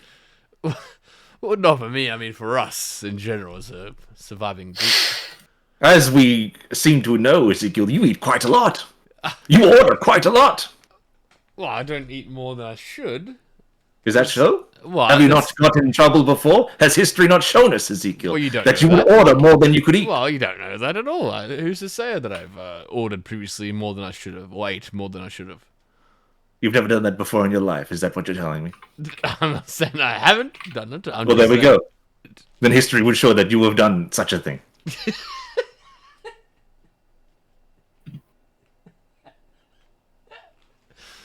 I dare say, Ezekiel, you are one of the worst companions that I have ever had. Well, you're a bundle of joy yourself, so... Well, you're only one of. That's good. It didn't definitively said that I was the worst, so that's... Finch. Can always rely on you to be the positive spin on things. Look, I think I might go enjoy the night markets and see what's out there, and... He just powers down. Yeah. I like to Finch, I'm like, one up Ezekiel. And I head out... Nah, I don't. I'm asleep. I'm asleep. No, yeah, I'm asleep. I don't need to eat. I don't need money to go fucking... At this point, Sia's no just markets. left to get dinner. Yeah, okay. All right. See, you head back upstairs. Finch, what are you doing? This is the last session with Ezekiel. Yeah, I mean, I guess I'll get something to eat also. No worries. And you guys have already, due to the bundle, you already paid for your food, so you don't have to worry about paying for it again. You get up top, and as you do so, she goes, well, now that you're back up top, I see. How is the room? First impressions. Please let me know so that I may improve upon which we have. Also, are you hungry? Would you like something to eat? Yes. Food sounds great. Now, I can tell you that we are one of the lucky few to be allowed to buy and serve our customers heron goat. Now, let me tell you, it is a succulent and juicy meat that, when cooked right, just falls off the bone in spectacular fashion. If that's something that you are interested in, I can have a cook prepare that for you, and it would not take long. And if while you're waiting, what drinks would you like to have? And I can, one of my fellow staff mates can show you to one of the rooms.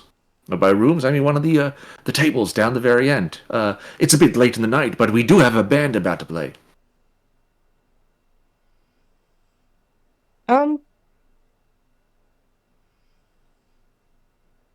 What drinks do you have available?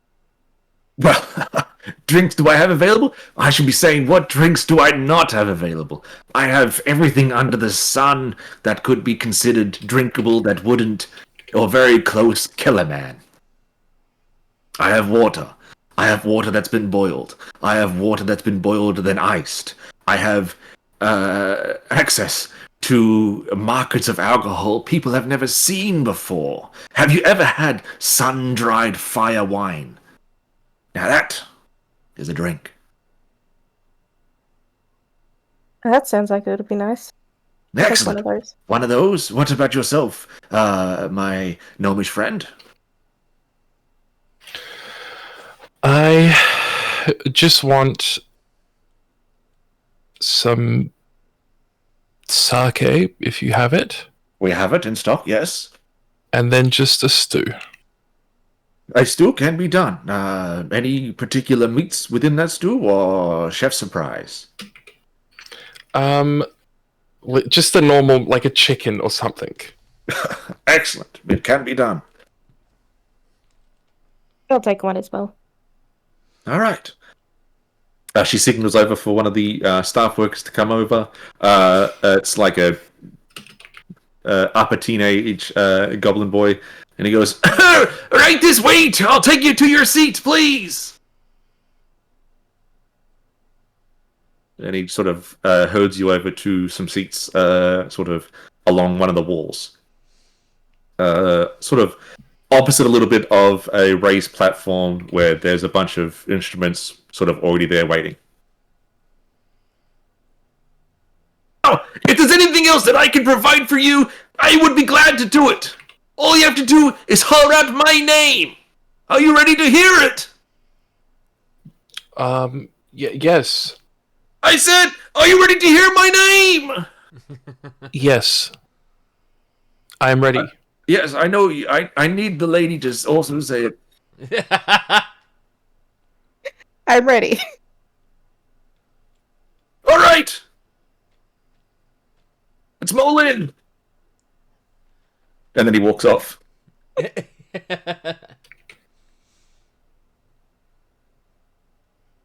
While you're seated and Havoc's around, you see that most of the people here look like they're workers. There's some sort of look to be dressed in like upper tiered clothing. It's all okay. But apart from that, typical tavern populace. And then sort of not long after, Molin brings around your stews and your drinks.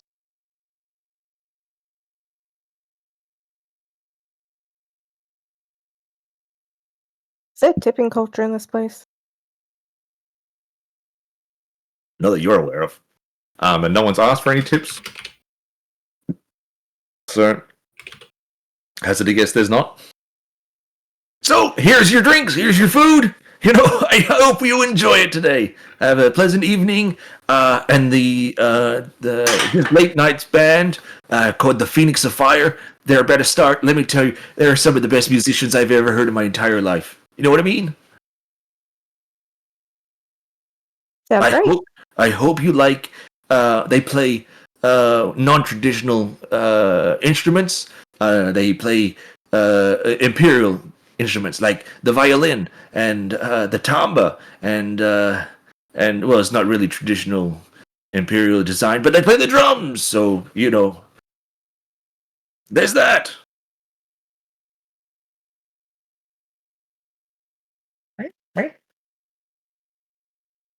Now, I just have to ask that before you head in for the night, you just let the barkeep know that I've been a wonderful service for you, and that helps me out. Helps you out. Okay. Yes. Hey, great, thank you very much. And with that, he does a slight bow, and he walks and goes helps other customers.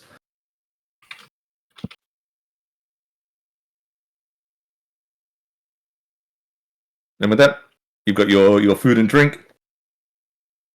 And then not long after, a band of bugbears gets on stage with sort of Imperial Designs instruments. And they go, "We are the Firefox, and we play!"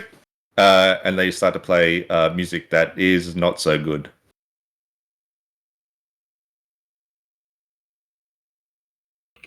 You have definitely heard better Novus musicians. What sort of genre are they playing? You have no idea. It is such a mix match of instrumental noise that it doesn't really pertain to any sort of one genre.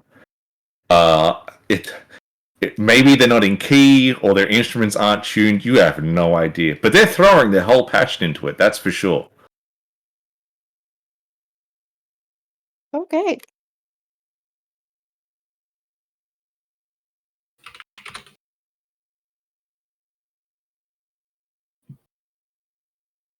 Is there anyone seated nearby to us? Not directly close to you, like you guys, and then a layer of tables. There's no one sort of around you in that regard. Seems that, and there's no one sort of 1-2 layers from the band. It seems that when the band started playing, people sort of moved further away. But there are a bunch of individuals from like layers 2 to 8 spread around either by themselves or groups of 5 or less. Before there is a sort of a knoll gets up from one of these singular tables, sort of walks over, and God, Sia, the knoll looks so familiar. Comes up to you guys and goes, "Hi, sorry for this rude interruption, but I'm sorry, but is your name Sia?" It is.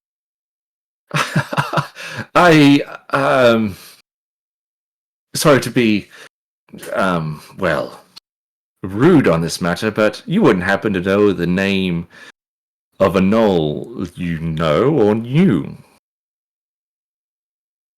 Character, I accidentally deleted it off my character sheet.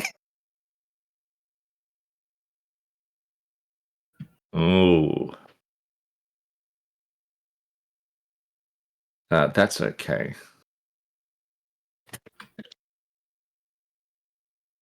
Where are you? There you go.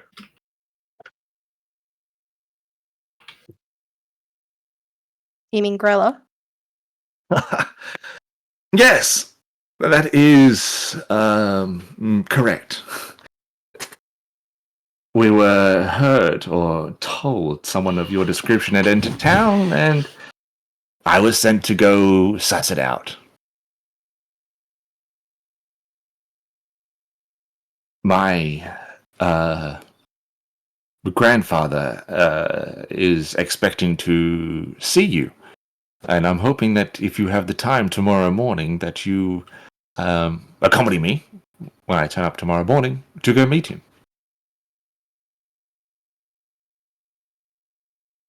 I don't see why not. I think it would be for the best. The family would love to meet you. And I'd love to meet them as well. Excellent.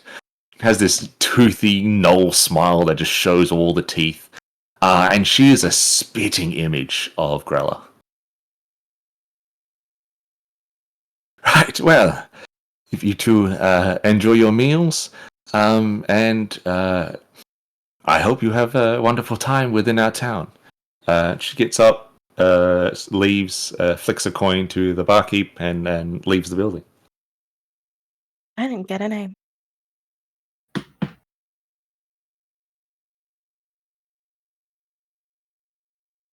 Anyways, I guess that's what I'm doing tomorrow. Unless you guys want to join me. I know I'm only talking to Finch, but I'm speaking generally. Yeah. Out there, sitting by herself.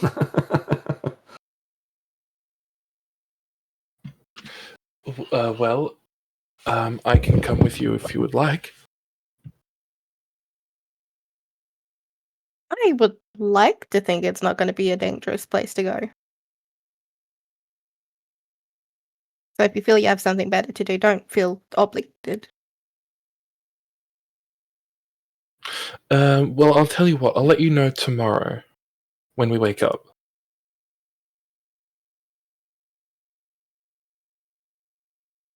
I'll do my vision on the platinum ring holder, and if the scene is pressing, then I'll do that first. Sounds good.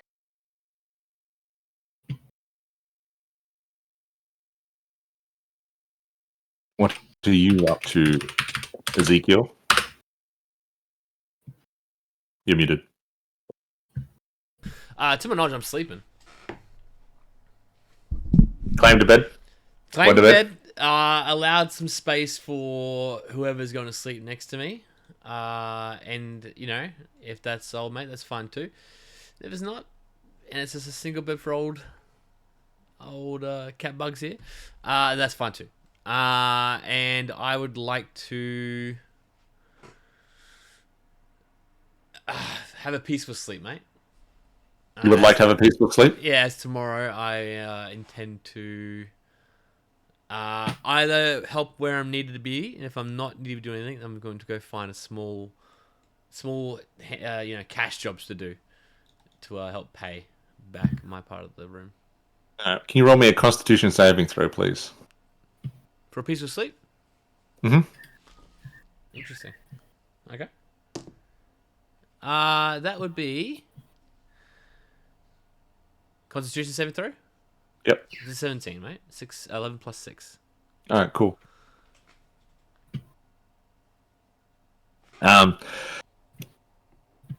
You're asleep. Mad. The last thing you see before you sort of close your eyes is Theandris there watching you.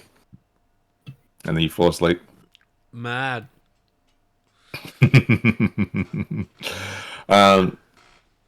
As long as I wake up. Yeah, you'll wake up. You wake up. Alright. That's good. That's good. I wouldn't kill you like this, Mike. Come on. That's true. That's true. You'll I'm die. pushing later. my envelope with Mudikata, and it is fucking. Yeah, remember when I said I'd kill you later? I lied. While you guys are just nearly finished your meal, you guys are approached by Theandrius. He comes up to you guys and goes, "Right, well, I'm going to go and do some late night perusing of the town, and I'll see you guys in the morning." All right. Keep yourself safe. Don't worry, Sia. I am always safe. Trust me, I technically have to. It's part of the contract. All right.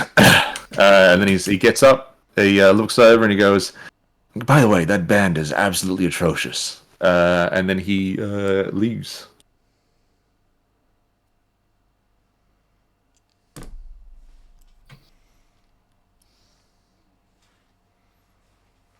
Oh.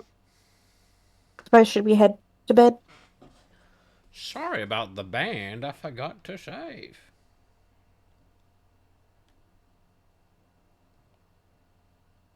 As you guys sort of finish up and make your way back to your room, the barkeep sort of calls out to you guys before you sort of pass her, and she goes, "By the way, do you guys have any sort of business in town that I could help with?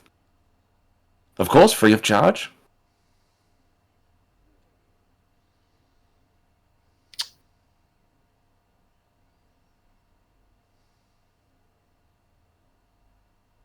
Are you after anything particular?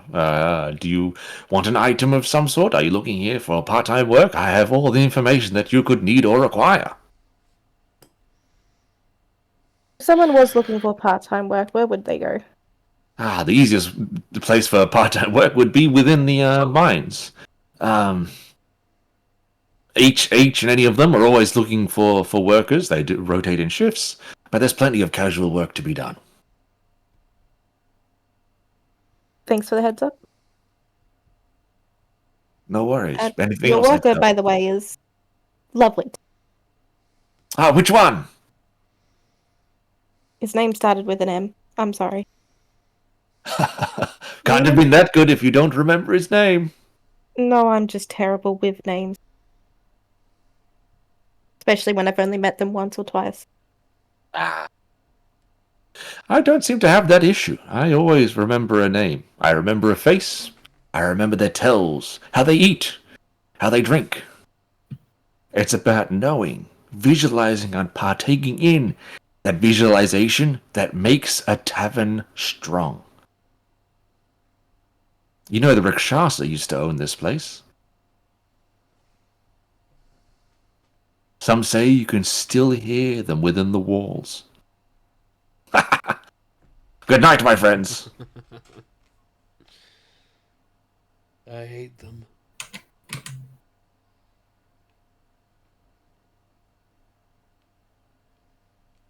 Guys, go back to your rooms. There you find Ezekiel already fast asleep in bed. Sleeping peacefully. Yeah. Wessel, sort of standing in a motionless state. You see Munakata sort of pacing back and forth behind him. And if you guys are heading to bed, The pacing out of boredom. he doesn't look it. He's got a sternful expression upon his face. Looks like he's deep in thought. Everything okay, Munakata? I dare say not much is okay. The cat wears upon our nerves, but that is not your concern. It's about our quest at hand.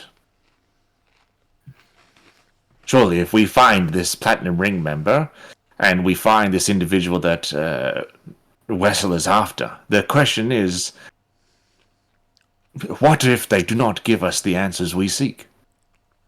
How much show of force are we meant to apply to get what we came here for?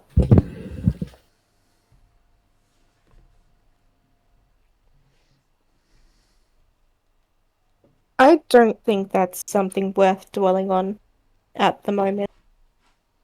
Even if we do have to apply force, it's something that you would have to decide in the moment, isn't it? Maybe, but we are deep into enemy lines, Sia. On the surface, this place does look like it's run well. Technology gets stretched forward, helped the lives of the people, sure, but that is on the surface. What dark things lie beneath, and if a Platinum Ring member is here, how deep is that dark corruption taken hold? We cannot trust that barkeep. The Warforged feels like he knows her. And not in a good way. Then we definitely keep an eye on them.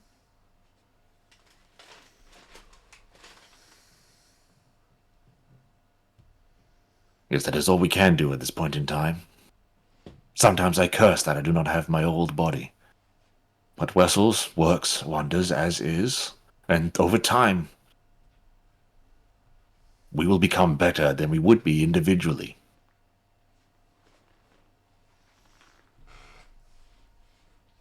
Well, do wish you have a restful night. You too, Sia, you too.